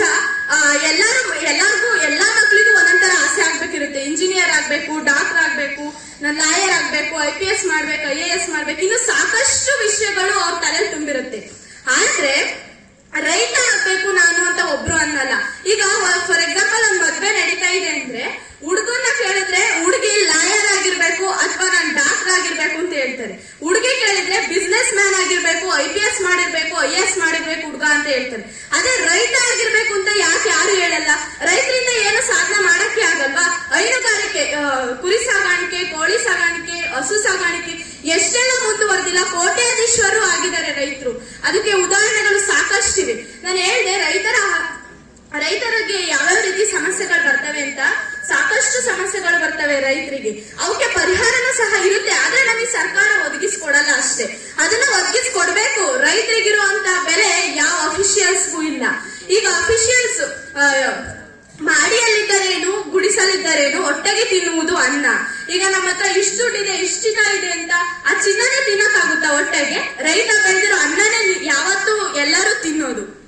ಮತ್ತೆ ಇವಾಗ ಏನಾದ್ರೂ ರೈತರು ಕಷ್ಟಪಟ್ಟು ಬೆಳೆದಿರ್ತಾರೆ, ಆ ಬೆಳೆಗೆ ಸರಿಯಾದ ಬೆಲೆ ಸಿಗಲ್ಲ, ಮನೆ ತಕ್ಕೆ ಬಂದು ಅವ್ರು ತಗೊಂಡೋದ್ರೆ 10 ರೂಪಾಯಿ ಕಡಿಮೆ ಸಿಗುತ್ತಲ್ವಾ ಅನ್ನೋ ಒಂದೇ ಒಂದು ಕಾರಣದಿಂದ ಅವರು ಇಷ್ಟ ದಿನನೇ ಬೆಳೆದು ಕಷ್ಟಪಟ್ಟು ಬೆಳೆದಿದ್ದೀನಿ, ನಾನು ಇನ್ನೇನು ಮಾರುಕಟ್ಟೆಗೆ ಹೋಗಿ ನಾನೇ ಮಾರ್ಕೊಂಡ್ ಬಂದ್ರೆ 1 ರೂಪಾಯಿ 2 ರೂಪಾಯಿ ಲಾಭ ಸಿಗುತ್ತಲ್ವಾ ಅಂತ ಕಾರಣದಿಂದ ರೈತ ಬೆಳೆದಿದ್ದಲ್ದರೆ ಮಾರಕ್ಕೆ ತಾನೇ ಹೋಗ್ತಾನೆ. ಆದ್ರೂ ಸಹ ರೈತ ಮಾರಕ್ ಹೋದಾಗ ಏನಾದ್ರೂ ದೊಡ್ಡ ಶಾಪಿಂಗ್ಗಳಿಗೆ ಹೋದ್ರೆ, ದೊಡ್ಡ ಅಂಗಡಿಗಳಿಗೆಲ್ಲ ಹೋದ್ರೆ ಅದ್ರ ಮೇಲೆ ಎಷ್ಟೇ ರೇಟ್ ಇರ್ಲಿ, ಸಾವಿರಾರು ರೂಪಾಯಿ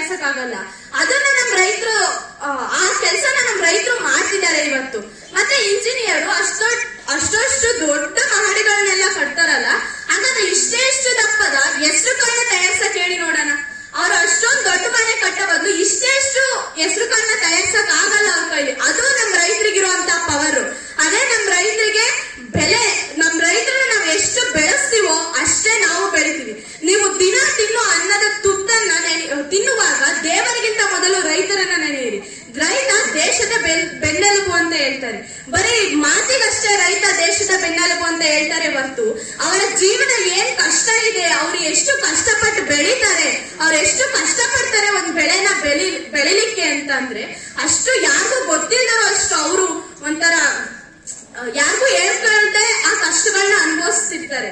ಅಂತ ಕಷ್ಟಗಳು ನಮ್ಮ ರೈತರಿಗಿವೆ. ಇಷ್ಟು ಮಾತನಾಡಲು ಅವಕಾಶ ಕೊಟ್ಟ ಶುಭೋದಯಗಳು. ನನ್ನ ಹೆಸರು ನಂದಿತಾ ಕೆ. ನಾನು 9th C ತರಗತಿಯಲ್ಲಿ ಓದುತ್ತಿದ್ದೇನೆ. ರೈತರ ಕಷ್ಟಗಳು ಮತ್ತು ಪರಿಹಾರ. ಮೊದಲನೇದಾಗಿ ರೈತರು ಕೃಷಿಗೆ ನಾವು ಹುಳಿಯಾರಿನಲ್ಲಿ ಆರ್ಗ್ಯಾನಿಕ್ ಔಷಧಿಗಳನ್ನ ಹಾಕ್ತಾರೆ ಅಂತ ಹೇಳ್ತೀವಿ. ಆದರೆ ಎಲ್ಲಾ ಕಡೆಯಿಂದ ಬೇರೆ ಬೇರೆ ಕಡೆಯಿಂದ ಅಂಗಡಿಗಳಿಂದ ತಗೊಳ್ತಾರೆ. ಕೃಷಿ ಇಲಾಖೆ ಕಡೆಯಿಂದ ಸುಮಾರು ಔಷಧಿಗಳನ್ನು ಬಿಡ್ತಾರೆ, ಕಮ್ಮಿ ರೇಟ್ನಲ್ಲೂ ಇರುತ್ತೆ. ಅದನ್ನು ತಗೊಂಡು ಕೃಷಿಗೆ ಆಗೋದು, ಬೆಳೆಯನ್ನ ಬೆಳೆಸ್ಬೋದು ಅಂತ ಹೇಳ್ಬೋದು.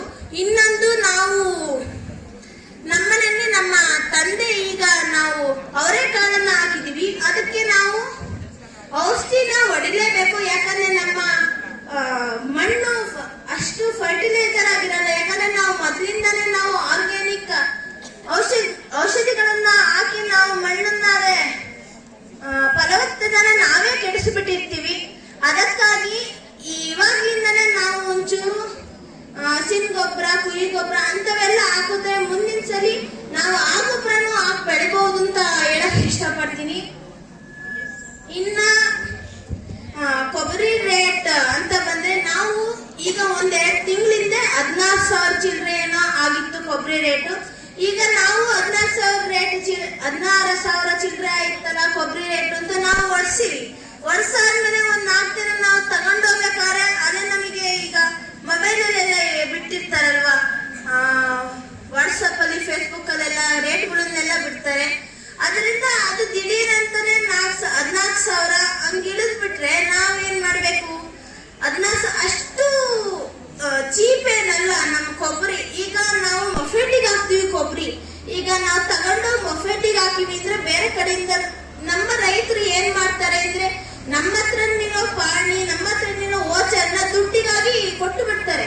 2,000, 3,000 ಈ ತರ ದುಡ್ಡಿಗಾಗಿ ಕೊಡ್ತಾರೆ. ಈಗ ನಾವು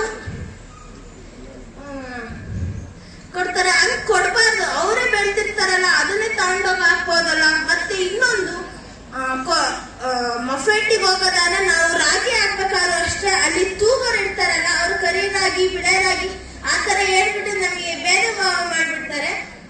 ಅಲ್ಲಿ ಏನ್ ಮಾಡ್ತಾರೆ ಅಂದ್ರೆ, ನಾವು ಮುಂದಕ್ಕೆ ಹೋಗಿಸ್ಬೇಕು ಆ ರಾಗಿಯಿಂದ. ಅಂದ್ರೆ ಈಗ ನಮ್ಮ ಅಪ್ಪಾಜಿನು ನಮ್ಮ ಮಾಮರು ಗಲಾಟೆ ಮಾಡಿರೋದು ಐತೆ, ಯಾಕೆ ಕೊಡ್ಬೇಕು ನಿಮಗೆ ದುಡ್ಡು? 2,000, 3,000, 4,000 ಯಾಕೆ ಕೊಡ್ಬೇಕು? ನಾವು ಇಷ್ಟಿಷ್ಟು ಚೀಲಕ್ಕೆ ಇಂತ ಕೊಬ್ಬರಿ ಹಾಕ್ತಿದೀವಿ, ಹಿಂಗ್ ಈತ ಕೊಬ್ಬರಿ ಇದೆ, ನಿಮ್ದು ಕಮ್ಮಿ ಐತೆ ಕೊಬ್ಬರಿ, ನಿಮ್ದು ಸೈಜ್ ಕಮ್ಮಿ ಐತೆ, ಯಾಕೆ ಹಂಗನ್ಬೇಕು? ಸೈಜ್ ಕಮ್ಮಿ ಐತೆ. ಈಗ ನಮ್ಮ ಮಾಮಾರು ಕೊಟ್ಟಿರೋದು ಇದೆ, ನಾವು 4,000, 15,000 ಏನೋ ಕೊಟ್ವಿ. ನಾವು ಅವರಿಗೆ ಇದು ಕರಪ್ಷನ್ ಕೇಳ್ತಾರೆ, ನಮ್ಮಿಂದ ಲಂಚ ಕೇಳ್ತಾರೆ. ಯಾಕೆ ಕೇಳ್ಬೇಕು? ಸುಮ್ಮನೆ ಈಗ ಲಂಚ ಕೇಳ್ತಾರೆ. ಅವ್ರನ್ನ ಕೇಳೋದನ್ನ ಒಬ್ಬೊಬ್ರು ವಿಡಿಯೋ ಮಾಡಿ ಅವ್ರಿಗೆ ಅಪ್ಲೋಡ್ ಮಾಡಿ ಅವ್ರಿಗೆ ಶಿಕ್ಷೆ ಕೊಡ್ಸೋದು ಐತೆ. ಒಬ್ಬೊಬ್ರು ಕೇಳ್ತಾರಲ್ವಾ, ಬಿಡು ಕೊಡೋಣ, ನಮ್ರಾಗಿ ನಮ್ದು ಕೊಬ್ಬರಿ ಮುಂದಕ್ಕೆ ಹೋಗ್ಲಿ ಅನ್ನೋರು ಸ್ವಲ್ಪ ಜನ ಇರ್ತಾರೆ.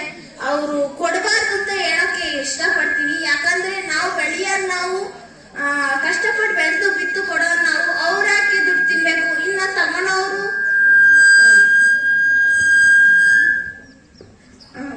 ಇನ್ನ ನಾವು ಮತ್ತಲ್ಲಿ ಒಂದೊಂದು ತರಕಾರಿಗಳು ಬೆಳೆದಿರ್ತೀವಿ. ಈಗ ಮಾರ್ಕೆಟ್ಗೆ ಕೊಟ್ರೆ ಅದನ್ನಲ್ಲೂ ಕಮ್ಮಿ ರೇಟ್ ಬರುತ್ತೆ.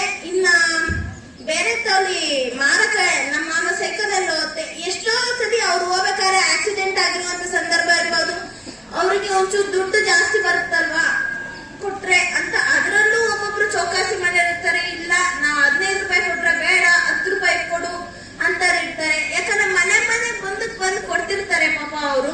ಅವ್ರಿಗಂತ್ರ ಚೌಕಾಸಿ ಮಾಡಿಸ್ಕೊಂಡ್ರೆ ಏನು ಇದಿರಲ್ಲ ಅಂತ ಹೇಳಕ್ ಇಷ್ಟಪಡ್ತೀನಿ. ಇನ್ನ ನಮ್ಮ ಭೂಮಿ, ನಮ್ಮ ತಾತನವರು ಭೂಮಿ ಇರುತ್ತೆ ಅಂದ್ರೆ ನಮ್ಮ ಕಡೆಗೆ ನಾವು ಅದನ್ನ ಮಾಡಿಸ್ಕೊಬೇಕು ಅಂದ್ರೆ ತುಂಬಾ ಲಂಚ ಕೊಟ್ಟು ತುಂಬಾ ನಮ್ಮ ಭೂಮಿ ನಾವು ತಗೊಂಡ್ಕೊಳ್ಳೋದು ತುಂಬಾ ಕಷ್ಟ. ಯಾಕಂದ್ರೆ ಈಗ ನಮ್ಮ ತಾತನ ಆಸ್ತಿ ಇದೆ ಅಂದ್ರೆ ನಾವು ಈಗ ತಗೊಳ್ಬೇಕು ಅಂದ್ರೆ ಅದಕ್ಕೆ ನಾವು ಬರ್ಸ್ಕೊಬೇಕಲ್ವಾ, ನಮ್ಮ ಹೆಸರಲ್ಲಿ ಇದೆ, ಈ ಜಮೀನ್ ನಮ್ಮ ಹೆಸರಲ್ಲಿ ಇದೆ ಅಂತ.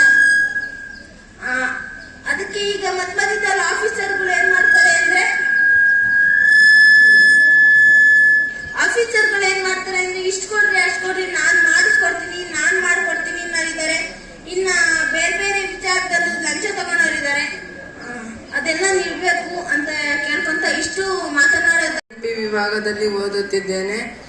ನಾನು ಮಾತನಾಡುತ್ತಿರುವ ವಿಷಯ ರೈತರ ಸಮಸ್ಯೆಗಳು ಮತ್ತು ಅದಕ್ಕೆ ಪರಿಹಾರಗಳು.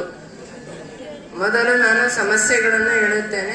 ರೈತರ ಸಮಸ್ಯೆಗಳು ಏನೆಂದರೆ, ಅವರು ಬೆಳೆದಿರೋ ಬೆಳೆಗಳಿಗೆ ನಾಶ ಆದ್ರೆ ಲಾಸ್ ಆಗುತ್ತೆ, ಮತ್ತೆ ಬೆಳೆ ಬಂದ್ರೆ ಜಾಸ್ತಿ ಬೆಳೆ ಬಂದಿದೆ ಅಂತ ಎಲ್ಲಾರ್ಗೂ ಕಡಿಮೆ ರೇಟಿಂದ ಎಲ್ಲಾರು ತಗೊಂತಾರೆ ಅಂತ ಕಡಿಮೆ ರೇಟಿಂಗ್ ಮಾಡ್ತಾರೆ. ಅದೇ ಲಾಸ್ ಆದ್ರೆ ರೈತಂಗೆ ಏನು ಮಾಡೋಕ್ಕಾಗಲ್ಲ, ಅದಕ್ಕೆ ಅವರು ಆತ್ಮಹತ್ಯೆ ಮಾಡ್ಕೊಂತಾರೆ. ಅದಕ್ಕೆ ಏನ್ ಮಾಡ್ಬೇಕಂದ್ರೆ ಸರ್ಕಾರ ಯಾರ್ಯಾರಿಗೆ ನಾಶ ಆಗಿದೆ ಬೆಳೆಗಳು ಅಂತ ನೋಡಿ ಅವರಿಗೆ ಇಷ್ಟಿಷ್ಟು ದುಡ್ಡುಗಳನ್ನು ಕೊಟ್ಟರೆ ರೈತರಿಗೆ ಉಪಯೋಗ ಆಗುತ್ತದೆ ಎಂದು ಹೇಳುತ್ತೇನೆ. ಮತ್ತು ರೈತಗಳಿಗೆ ಮತ್ತು ಕೆಲಸದಲ್ಲಿರುವ ಗೌರ್ಮೆಂಟ್ ಕೆಲಸದಲ್ಲಿ ಇರುವ ಸಿಕ್ಕುವ ಮರ್ಯಾದೆ ರೈತನಿಗೆ ಸಿಗೋದಿಲ್ಲ. ಈಗೆಲ್ಲ ಒಂದ್ ಕಡೆ ಬ್ಯಾಂಕ್ ಅಥವಾ ಹೋಟೆಲ್ಗಳಿಗೆ ಹೋದರೆ ಅಫಿಷಿಯಲ್ಗಳಿಗೆ ತುಂಬಾ ಮರ್ಯಾದೆ ಕೊಟ್ಟು ಚೇರ್ ಹಾಕಿ ಎಲ್ಲ ಅವ್ರು ಏನು ಕೇಳಿಲ್ಲ ಅಂದ್ರೂ ತುಂಬಾ ಮರ್ಯಾದೆ ಕೊಡ್ತಾರೆ. ರೈತರುಗಳಿಗೆ ಏನ್ ಕೇಳಿದ್ರು ಮರ್ಯಾದೆನೆ ಕೊಡಲ್ಲ. ಮತ್ತೆ ಏನಾದ್ರು ಬ್ಯಾಂಕ್ ಅಥವಾ ಅಂತ ಕೆಲಸಗಳಿಗೆ ಹೋದ್ರೆ ಅಫಿಷಿಯಲ್ಗಳು ಅವ್ರಿಗೆ ಹೋಗದೆ ಫೋನ್ ಮಾಡಿದ್ರೆ ಸಾಕು, ಎಲ್ಲಾ ಕೆಲಸ ಅವರೇ ಮಾಡ್ಕೊಡ್ತಾರೆ. ಅದೇ ರೈತರುಗಳು ಹೋದ್ರೆ 3-4 ದಿನ ಅಲ್ದಾಡಿಸ್ತಾರೆ, ಇರ್ಬೇಕು ಅದ್ಬೇಕು ಅಂತ ಲಂಚ ಕೊಟ್ರು ಅಲ್ದಾಡಿಸ್ತಾರೆ. ಆದ್ರೆ ಅಫಿಷಿಯಲ್ಗಳಿಗಾದ್ರೆ ಬೇಗ ಲಂಚ ಕೊಡ್ತಾನೆ ಮಾಡ್ಕೊಡ್ತಾರೆ. ಮತ್ತೆ ಕೆಲವು ರೈತರುಗಳಿಗೆ ಏನು ಓದದಲ್ಲೇ ಅವ್ರು ಬೆಳೀತಿರ್ತಿಲ್ಲ, ಅವರಿಗೆ ಏನು ಐಡಿಯಾ ಇರಲ್ಲ ಬೆಳಿಬೇಕು ಅಂತ. ಆದರೆ ಕೆಲವು ರೈತರು ತುಂಬಾ ಐಡಿಯಾ ಹೊಡಿಸಿ ಲಾಭ ಮಾಡ್ತಾರೆ. ಅದೇ ತರ ಸರ್ಕಾರ ಒಬ್ಬೊಬ್ರು ರೈತರಿಗೆ ಬಿಟ್ಟು ಈ ತರ ಐಡಿಯಾ ಮಾಡಿದ್ರೆ ಚೆನ್ನಾಗಿರುತ್ತೆ, ಈ ತರ ಬೆಳೆದ್ರೆ ಚೆನ್ನಾಗಿರುತ್ತೆ ಅಂತ ಸಹಕರಿಸಿ ರೈತರನ್ನ ಬೆಳೆಸ್ಬೇಕು. ಮತ್ತೆ ಅಫಿಷಿಯಲ್ಸ್ ಅವರು ನಾಯಿಗಳನ್ನ ಕಟ್ಕೊಂತಾರೆ, ಅದು ಲಕ್ಷ ಕೊಟ್ಟು ನಾಯಿಗಳನ್ನ ಕಟ್ಕೊಂತಾರೆ. ಅದೇ ರೈತರ ಕುರಿಗಳನ್ನ ಕಟ್ಕೊಂಡ್ರೆ ಕೇವಲ 15,000 20,000 ಕೊಂಡ್ಕೊಂತಾರೆ. ನಾಯಿಗಳಿಗೆ ಅದು ಮನುಷ್ಯನ ರೀತಿ ಸಾಕ್ಬೇಕು ನಾಯಿ. ಆದ್ರೆ ಕುರಿ ಇಲ್ಲಿ ದಾರಿಲಿ ಬೆಳೆದಿರೋ ಹುಲ್ಲುಗಳನ್ನ ತಿನ್ಕೊಂಡ್ ಬೆಳೆಯುತ್ತೆ. ಆದರೆ ನಾಯಿಗಳಿಗೆ ಲಕ್ಷ ಕೊಟ್ಟು ಕಳ್ಕೊಂತಾರೆ, ಕುರಿಗಳಿಗೆ ಕಡಿಮೆ ದುಡ್ಡು ಕೊಡ್ತಾರೆ. ಅದಕ್ಕೆ ಬೆಳೆಗಳನ್ನ ಜಾಸ್ತಿ ಮಾಡ್ಬೇಕು ಅಂತ ಕೇಳ್ಕೊಂತೀನಿ. ಮತ್ತೆ ರೈತರುಗಳ ಮನೆ ಬಿದ್ದೋದ್ರೆ ರೈತ ಗ್ರಾಂಟ್ ಮಾಡಿಸ್ಬೇಕು ಅಂತ ಹೇಳಿ ತುಂಬಾ ಅಲ್ದಾಡಿಸ್ತಾರೆ. ಆದ್ರೆ ಅಫಿಷಿಯಲ್ಗಳಿಗೆ ಫುಲ್ ಬೇಗ ಮನೆ ಎಲ್ಲ ಮಾಡ್ತಾರೆ ಅವರೇ. ಅದಕ್ಕೆ ಅವರು ಕೇಳಿದ್ರೆ ರೈತರಿಗೆ ಮನೆ ಕಟ್ಟಿಸ್ಕೊಳ್ಬೇಕು ಅಂತ ಕೇಳುತ್ತೀನಿ. ಮತ್ತೆ ರೈತರುಗಳಿಗೆ ಇದು ಗೊಬ್ಬರ ಅದೆಲ್ಲ ಅವರು ದುಡ್ಡು ಕೊಟ್ಟು ಕೊಂಡ್ಕೋಬೇಕು. ಅದಕ್ಕೆ ಬೆಳೆ ಬರುವ ಟೈಮಲ್ಲಿ ಗೊಬ್ಬರವನ್ನು ಫುಲ್ ಉಚಿತವಾಗಿ ಕೊಡ್ಬೇಕು ಅಂತ ಕೇಳ್ಕೊಂತೀನಿ. ಇಷ್ಟು ಮಾತಾಡೋಣ ಅವಕಾಶ. ರೈತರ ಸಮಸ್ಯೆಗಳು ಮತ್ತು ಅದಕ್ಕೆ ಪರಿಹಾರಗಳು. ನಾನು ಫಸ್ಟ್ ಈಗ ಸಮಸ್ಯೆ ಹೇಳ್ತೀನಿ. ಫಸ್ಟ್ ರೈತ ಏನಾದ್ರು ಬೆಳಿಬೇಕು ಅಂದ್ರೆ ಅದಕ್ಕೆ ಮೇನ್ ಬೇಕಾಗಿರೋದು ಇರಿಗೇಷನ್, ನೀರಾವರಿ. ಎಷ್ಟೋ ಜನರಿಗೆ ನೀರಾವರಿ ಇರಲ್ಲ, ಅದು ಏನಾದ್ರು ಬೋರ್ ಕೂರಿಸ್ಬೇಕು. ಅದಕ್ಕೆ ಸುಮ್ಮನೆ ಆಗಲ್ಲ, ಎಷ್ಟೊಂದು ಇನ್ವೆಸ್ಟ್ಮೆಂಟ್ ಮಾಡ್ಬೇಕಾಗುತ್ತೆ. ಅವ್ನು ಎಲ್ಲೆಲ್ಲೋ ದುಡ್ಡು ಕಲೆಕ್ಟ್ ಮಾಡಿ ಬೋರ್ ಕೂರಿಸ್ತೇನೆ, ಆದ್ರೂ ಅದ್ರಲ್ಲಿ ನೀರ್ ಬಿದ್ರು ಬೀಳ್ಬಹುದು, ಬೀಳ್ದಲ್ಲೇನೂ ಇರ್ಬೋದು. ಏನಾದ್ರೂ ಹಂಗೆ ನೀರ್ ಬೀಳಿಲ್ಲ ಅಂತ ಅಂದ್ರೆ ಅವ್ನಿಗೆ ಎಷ್ಟೊಂದು ಫೈನಾನ್ಷಿಯಲ್ ಬರ್ಡನ್ ಆಗುತ್ತೆ. ಅದೇ ಗೌರ್ಮೆಂಟ್ ಅವರು ಗಂಗಾ ಕಲ್ಯಾಣಿ ಯೋಜನೆ ಅಂತ ಕೊಡ್ತಾರೆ, ಅದು ಸ್ವಲ್ಪ ಜನಕ್ಕೆ ಮಾತ್ರ ಕೊಡ್ತಾರೆ. ಈಗ 400 ಜನರಲ್ಲಿ 4 ಜನ ಕೊಟ್ರೆ ಏನ್ ಬಂತು? ಸ್ವಲ್ಪ ಆ ಸ್ಕೀಮ್ ನ ಇನ್ನೂ ಜಾಸ್ತಿ ಮಾಡ್ಬೇಕು. ಯಾರ್ಯಾರಿಗೆ ರೈತರಿಗೆ ಬೆಳಿಬೇಕು ಅಂತ ಆಸಕ್ತಿ ಇರುತ್ತೋ ಅವ್ರಿಗೆಲ್ಲ ಗಂಗಾ ಕಲ್ಯಾಣಿ ಯೋಜನೆ ಮೂಲಕ ಬೋರ್ವೆಲ್ ಹಾಕಿಸ್ಕೊಡೋದು, ಹಿಂಗೆಲ್ಲ ಮಾಡಿದ್ರೆ ಎಷ್ಟೊಂದು ಜನ ಬೇರೆ ಕಡೆ ಹೋಗಿ ದುಡಿಯೋಕ್ಕಿಂತ ರೈತರು ಆಗ್ತಾರೆ. ಆಮೇಲೆ ಏನಾದ್ರೂ ಬೆಳೆ ಆಗ್ತಾರೆ ಅನ್ಕೊಳ್ರಿ, ಅದು ಮಳೆ ಜಾಸ್ತಿ ಬಂದು ತಪ್ಪಿದ್ರೆ ಮಳೆ ಬದ್ದಲೆ ಆಗಿರೋ ಬೆಳೆ ಕೈಗೆ ಸೇರಲ್ಲ, ಸುಮ್ಮನೆ ಎಷ್ಟೊಂದು ಲಾಸ್ ಆಗುತ್ತೆ. ಅದಕ್ಕೆ ಗೌರ್ಮೆಂಟ್ ಸರಿಯಾದ ಮೆಜರ್ಮೆಂಟ್ ತಗೋಬೇಕು. ಬಂದೀಗ ಅವ್ನಿಗೆ ಎಷ್ಟೊಂದು ಲಾಸ್ ಆಗಿದೆಯಲ್ವಾ, ಈಗ ಏನಾದ್ರು ತೆಂಗು ಏನಾದ್ರು ಎಷ್ಟೊಂದು ಎಸ್ಟೇಟ್ಗಳಿಗೆಲ್ಲ ಹಾಕೊಂಡ್ರೆ ಜೋರಾಗಿ ಮಳೆ ಬಂತಪ್ಪ, ಎಲ್ಲ ಕುಚ್ಕೊಂಡೋಯ್ತು, ಎಲ್ಲ ಲಾಸ್ ಆಗುತ್ತೆ. ಒಂದು 2 ಲಕ್ಷ ರೂಪಾಯಿ ಅಷ್ಟಾದ್ರೂ ಅವನಿಗೆ ಲಾಸ್ ಆಗಿದ್ರೆ ಗೌರ್ಮೆಂಟ್ ಬಂದು ಅದೇ ಗೌರ್ಮೆಂಟ್ ಖುದ್ದಾಗಿ ಯಾರನ್ನಾರು ಕಳಿಸಿ ಪರೀಕ್ಷೆ ಮಾಡಿಸಿ ಕರೆಕ್ಟ್ಗೆ ಒಂದು 2 ಲಕ್ಷ ರೂಪಾಯಿ ಲಾಸ್ ಆಗಿದೆ, 1 ಲಕ್ಷ ರೂಪಾಯಿನಷ್ಟಾದ್ರೂ ಪರಿಹಾರವನ್ನ ಕೊಡ್ಬೋದು, ನಾವು ಕೊಡ್ಸೋಣ ಅಂತ ಎಲ್ಲ ಮಾಡ್ಬೇಕು. ಆಮೇಲೆ ಏನಾದ್ರು ಬೆಳೆದಾಗ ಅದಕ್ಕೆ ಸರಿಯಾಗಿರೋ ಬೆಲೆ ಸಿಗಲ್ಲ, ಮಾರ್ಕೆಟ್ಗೆ ಹೋದ್ರೆ ಸರಿಯಾಗಿರೋ ಬೆಲೆ ಸಿಗಲ್ಲ ಅಂತ ಇಲ್ಲಿವರೆಗೂ ಮಾತಾಡ್ತಾ ಎಲ್ಲ ಹೇಳಿದ್ರು. ಅವ್ರು ಮಾರ್ಕೆಟ್ಗೆ ಯಾಕೆ ಹೋಗ್ಬೇಕು? ಮಲ್ಲೆ ಏನಾದ್ರು ಸುತ್ತಮುತ್ತ ಇರೋ ನಮ್ಮ ಹಳ್ಳಿ ಜನಗಳಿಗೆ ಹೇಳ್ಬೇಕು, ಈಗ ಬೇರೆ ಕಡೆ ಬೆಳೆಯೋದ್ಕಿನ್ನ ನಾನೇ 5 ರೂಪಾಯಿ ಕಮ್ಮಿ ಕೊಡ್ತೀನಿ, ಬನ್ನಿ ನಮ್ಮ ಹತ್ರನೇ ಬಂದು ತಗೊಳ್ರಿ ಅಂತಂದ್ರೆ ಯಾಕೆಲ್ಲ ಬರಲ್ಲ? ಎಲ್ಲ ನಮ್ಮ ಹತ್ರನೇ ತಗೊಂಡು ಹೋಗ್ತಾರಲ್ಲ. ಆಮೇಲೆ ಬರೀ ಒಂದೇ ಬೆಳೆ ಹಾಕೊಂಡು ಅದಕ್ಕೆ ವರ್ಷಾನ್ಗಟ್ಲೆ ಕಾಯ್ಕೊಂಡು ಕುತ್ಕೊಳ್ಳೋದ್ಕಿನ್ನ 3 ತಿಂಗಳಿಗೆ ಬರೋ ಬೆಳೆಗಳು, 4-5 ತಿಂಗಳಿಗೆ ಬರೋ ಬೆಳೆಗಳು ಅಂತ ಹಾಕಬೇಕು. ಸಿರಿಧಾನ್ಯಗಳು ಬೆಳೆ ಜಾಸ್ತಿ ಮಾಡ್ಬೇಕು. ಸಿರಿಧಾನ್ಯಗಳು ಬೆಳೆದು ಅದಕ್ಕೂ ರೇಟ್ ಇಲ್ಲ, ಸಿರಿಧಾನ್ಯ ಬೆಳೆದು ಏನ್ ಮಾಡ್ಬೇಕು ಅಂತ ಅಂತೀರಾ? ಸಿರಿಧಾನ್ಯಗಳು ಬೆಳೆದು ಈಗ ಜೀನಿ ಪ್ರಾಡಕ್ಟ್ ಮಾಡ್ತಿಲ್ವಾ, ಅವರೇ ಖುದ್ದಾಗಿ ಬೆಳೆದು ಅವರೇ ಮಾಡಿ ಈಗ ಎಷ್ಟು ಎಲ್ಲ ಅಡ್ವರ್ಟೈಸ್ಮೆಂಟ್ ಗಳಲ್ಲೂ ಅದೇ ಜಾಸ್ತಿ. ಮತ್ತೆ ಅವರು ಫೈನಾನ್ಷಿಯಲ್ ಕೂಡ ರಿಚ್ ಆಗಿದ್ದಾರೆ. ಮತ್ತೆ ಎಷ್ಟೊಂದು ಬೇರೆ ಬೇರೆ ಇವ್ರಿಗೆಲ್ಲ ಕೆಲಸ ಕೊಡ್ತಿದ್ದಾರೆ ಕೆಲಸ ಮಾಡ್ಲಿಕ್ಕೆ. ಅದೇ ತರ ರೈತರು ತಾವು ಬೆಳೆದಿರೋ ಧಾನ್ಯಗಳೆಲ್ಲ ಸಂಗ್ರಹಿಸ್ಕೊಂಡು ಏನಾದ್ರೂ ಪ್ರೋಟೀನ್ ಎಲ್ಲ ಬರೋ ಅಂತ ಏನಾದ್ರು ಪ್ರಾಡಕ್ಟ್ ಮಾಡಿ ಸೇಲ್ ಮಾಡ್ಬೋದು. ಯಾಕೆ ತಗೊಳ್ಳಲ್ಲ? ಎಲ್ಲ ತಗೋತಾರೆ. ಆಮೇಲೆ ಒಂದೇ ಈಗ ಆಯುಧ ಪೂಜೆ ಮುಗ್ದಾದ್ಮೇಲೆ ಹೂವುಗಳು ಬರೋದ್ ಕಮ್ಮಿ, ಅವಾಗ ಹೂವು ಬೆಳಿಬೇಕು. ಯಾರು ಬೆಳೆದಿರಲ್ಲ ಅದನ್ನ ಕಾಮನ್ ಆಗಿ, ಅವಾಗ ಎಲ್ಲ ಯಾಕೆ ತಗೊಳ್ಳಲ್ಲ? ದುಡ್ಡು ಅದ್ರಲ್ಲಿ ಎಷ್ಟೊಂದು ಜಾಸ್ತಿ ಬರುತ್ತೆ. ಆಮೇಲೆ ಒಬ್ಬ ರೈತ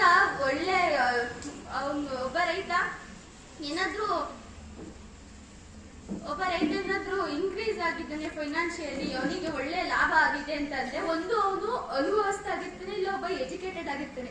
ಅನುಭವಸ್ಥ ಅಂದ್ರೆ ಅವ್ನಿಗೆ ಫಸ್ಟ್ ಇಂದ ಅನುಭವ ಇರುತ್ತೆ. ನಮ್ಮ ಮಣ್ಣು ಈ ತರ ಐತೆ, ಅದಕ್ಕೆ ಇದನ್ನೇ ಹಾಕಿದ್ರೆ ಇದು ಬೆಳೆ ಬರುತ್ತೆ, ಈ ಟೈಮಲ್ಲಿ ಈ ಬೆಳೆ ಹಾಕ್ಬೇಕು ಅಂತ. ಇಲ್ಲ ಎಜುಕೇಟೆಡ್ ಏನ್ ಮಾಡ್ತಾನೆ, ನಮ್ಮ ಮಣ್ಣು ರೆಡ್ ಸಾಯಿಲ್ ಬ್ಲಾಕ್ ಸಾಯಿಲ್ ಅಂತ ತಿಳ್ಕೊಂಡು, ಮತ್ತೆ ಎಷ್ಟು ಇರಿಗೇಷನ್ ಫೆಸಿಲಿಟಿ ಕೊಡ್ಬೇಕು, ಅದಕ್ಕೆ ಏನ್ ಸೆಂಟಿಮೀಟರ್ ಗ್ರೇಡ್ ಅಲ್ಲಿ ಅದೆಲ್ಲ ತಿಳ್ಕೊಂಡು ಅವನ ಆರಾಮ್ ಬೆಳೆ ಬೆಳಿಬಹುದು. ಎಲ್ಲ ಏನ್ ಮಾಡ್ತಾರೆ ಅವ್ರು ಅದೇ ಮಾಡ್ತಾರೆ. ಸುತ್ತ ಅವ್ನ ಪಕ್ಕದವನೇನೋ ದಾಳಿಂಬೆ ಹಾಕ್ತಾ ಅನ್ಕೊಳ್ಳಿ, ನಾನು ದಾಳಿಂಬೆ ಹಾಕೋಣ, ಅವ್ನು ಫಸ್ಟ್ ಇಂದ ಬೇರೆ ಬೆಳಿತಿರ್ತಾನೆ, ಅವ್ನಿಗೆ ಲಾಭನೂ ಕಾಣ್ತಿರ್ತಾನೆ.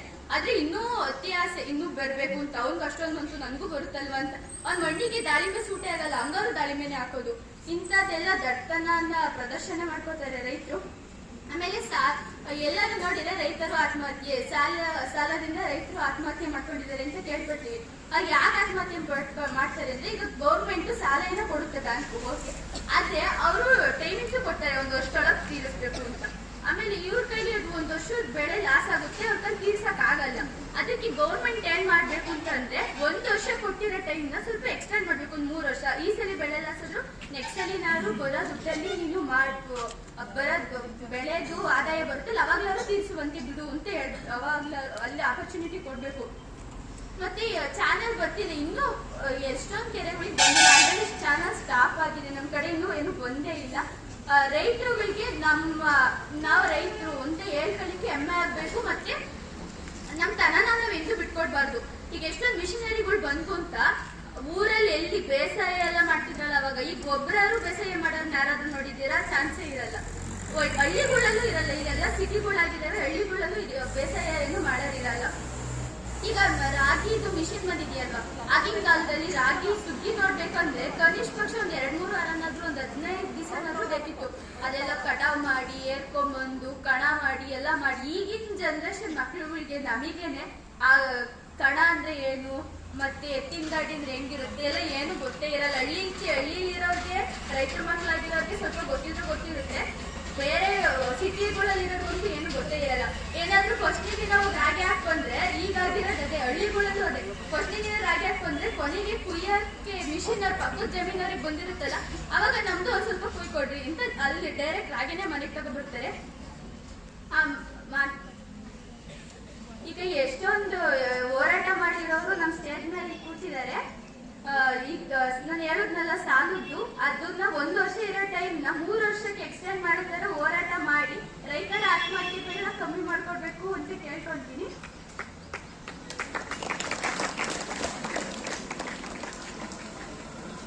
ರೈತರುಗಳು ಈಗ ಯಾರು ರೈತ ಆಗ್ತಿಲ್ಲ.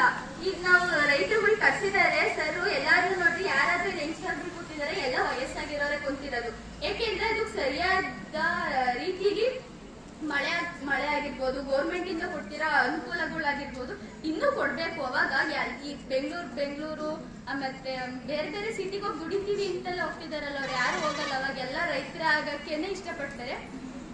ಎಲ್ಲರೂ ಮುಂದೆ ರೈತರಾಗೋಣ ಅಂತ ಹೇಳಿದ್ರೆ ನನ್ನ ಮಾತನ್ನ. ಸಾಲಗಳಲ್ಲಿ ಬಿತ್ತಬೇಕು ಬೀಜ, ರೈತರಿಗೆಲ್ಲ ರಜಾ,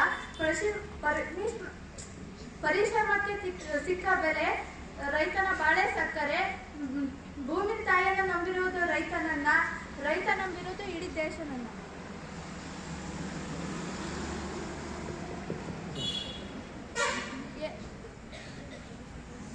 ಗೊತ್ತಾಯಿಲ್ಲ ನೋಡು. ಮಾತಾಡ. ರೈತ ಕಷ್ಟಪಟ್ಟು ದುಡಿತಾನೆ, ಅವನಿಗೆ ಇವತ್ತಾದ್ರೂ ಬೆಲೆ ಸಿಗುವುದಿಲ್ಲ. ಯಾಕೆ ಅಂದ್ರೆ ಅವನನ್ನ ಯಾರು ಗೌರವಿಸ್ತಿಲ್ಲ. ಅದೇ ಯಾರೋ ಫಿಲಂ ಆಕ್ಟರ್ ಬಂದ್ರೆ ನಮಸ್ತೆ ಸರ್ ಅಂತ ಹೇಳ್ತಾರೆ, ಆದ್ರೆ ರೈತ ಬಂದ್ರೆ ಅವ್ರಿಗೊಬ್ರು ಒಂದ್ ಸಲಹೆ ಹೊಡಿಯಲ್ಲ.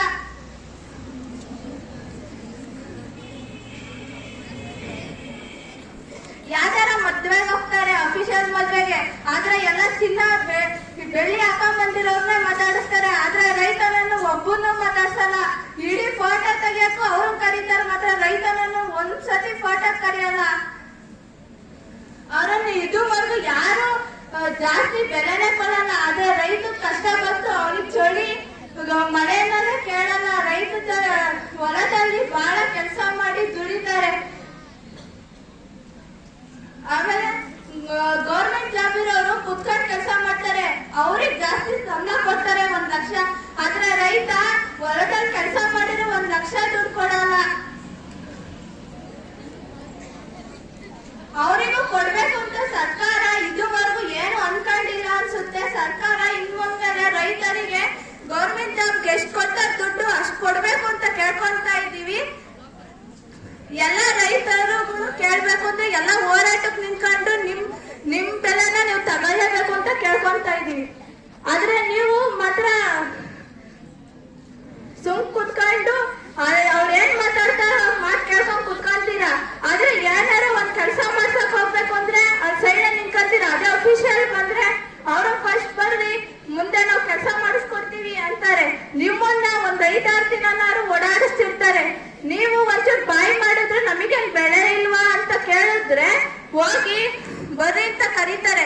ಅದನ್ನ ನೀವು ತಿಳ್ಕೋಬೇಕು ಅಂತ ಕೇಳ್ಕೊಂತಾ ಇದೀನಿ. ಇಷ್ಟು ಮಾತಾಡ. 10ನೇ ತರಗತಿ ಬಿ ವಿಭಾಗದಲ್ಲಿ ಓದುತ್ತಿದ್ದೇನೆ. ಇವತ್ತು ಗೊತ್ತಿರೋ ಟಾಪಿಕ್ ಆಗಿ ಎಲ್ಲಾರು ತುಂಬಾ ಚೆನ್ನಾಗಿ ಮಾತಾಡಿದ್ರು. ನನ್ನ ಅನಿಸಿಕೆ ಫಸ್ಟ್ ಸ್ಟಾರ್ಟಿಂಗ್ ಹೇಳ್ಬೇಕಂದ್ರೆ, ನಾನು ಅನ್ಕೊಂಡಂಗೆ ನಾವು 10th ಅವ್ರು ಎಷ್ಟು ತಿಳ್ಕೊಂಡಿದೀವೋ ಗೊತ್ತಿಲ್ಲ, 9th ಅವರು 8th ಅವರು ತುಂಬಾ ಚೆನ್ನಾಗಿ ತಿಳ್ಕೊಂಡಿದ್ದಾರೆ. ಇಲ್ಲಿ ರೈತರ ಮಕ್ಕಳಾಗಿ ಎಷ್ಟು ಜನ ಅಂದ್ರೆ ರೈತರ ಮಕ್ಕಳಾಗೆ ಇದ್ದೀರಾ ಅನ್ನೋರು ಎಷ್ಟು ಜನ ಇದ್ದೀರಾ ಕೈ ಎತ್ತಿ? ಅಲ್ಲ, ಇಲ್ಲಿ ಮಾತಾಡಕ್ ಬಂದವ್ರು ಎಷ್ಟು ಜನ? ಇದೇ ಅಲ್ವಾ ಗೌರವ ಕೊಡೋದು ರೈತರಿಗೆ ನೀವು? ಸೊ ನಾನು ಕೇಳೋದೇನಂದ್ರೆ, ನಾನು ಮಾತಾಡಾದ್ಮೇಲೆ ಎಷ್ಟು ಜನ ಪ್ಲೀಸ್ ಬಂದು ಮಾತಾಡಿ. ನಿಮ್ ತಂದೆ ತಾಯಿಯಾಗ ಆಗೋ ಕಷ್ಟಗಳನ್ನ ಇಲ್ಲಿ ಬಂದು ಹಂಚ್ಕೊಳಕ್ಕೆ ಏನು ಆಗ್ತಿದೆ ಅಂತ ಗೊತ್ತಾಗ್ತಿಲ್ಲ ಅಲ್ಲಿ. ಓಕೆ, ನಾನು ಮಾತಾಡೋದನ್ನ ಸ್ಟಾರ್ಟ್ ಮಾಡ್ತೀನಿ. ಏನು ರೈತರ ತೊಂದರೆಗಳು ಮತ್ತೆ ಪರಿಹಾರ.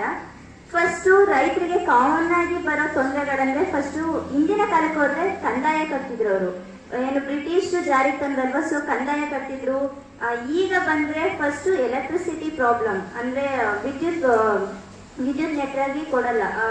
ಇದರಿಂದ ವಿದ್ಯುತ್ ಇಲ್ಲ ಅಂದ್ರೆ ರೈತರಿಗೆ ನೀರಾವರಿಗಾಗಿ ನೀರು ಮೇನ್. ಅವ್ರಿಗೆ ಎಲ್ಲಿಂದ ಹೋಗಿ ಬಂದ್ರು ಅವ್ರಿಗೆ ನೀರೇ ಮೇನು. ಅವ್ರು ಏನೇ ಮಾಡ್ಬೇಕಾದ್ರು ಅವ್ರಿಗೆ ನೀರಂದ್ರೆ ಏನು ಮೇನ್ ಅಂತ ಹೇಳ್ಬೋದು. ಅವರಿಗೆ ನೀರು ನೀಟಾಗಿ ಕೊಡ್ಬೇಕಂದ್ರೆ ನಮ್ಮ ಏನು ಸರ್ಕಾರ ಇದೆಯಲ್ಲ, ಜಾಸ್ತಿ ಮಳೆ ಬಂದಾಗ ಅತಿವೃಷ್ಟಿ ಆಗುತ್ತಲ್ವಾ, ಅವಾಗ ಒಂದಷ್ಟು ಏನು ಓಪನ್ ಪ್ಲೇಸಸ್ ಇರುತ್ತಲ್ವಾ, ಅಲ್ಲಿ ಏನು ಡ್ಯಾಮ್ಗಳನ್ನ ಕಟ್ಟಿಸ್ಬೇಕು ಅಂತ ನಾನು ಕೇಳ್ಕೊಂತೀನಿ ಸರ್ಕಾರನ.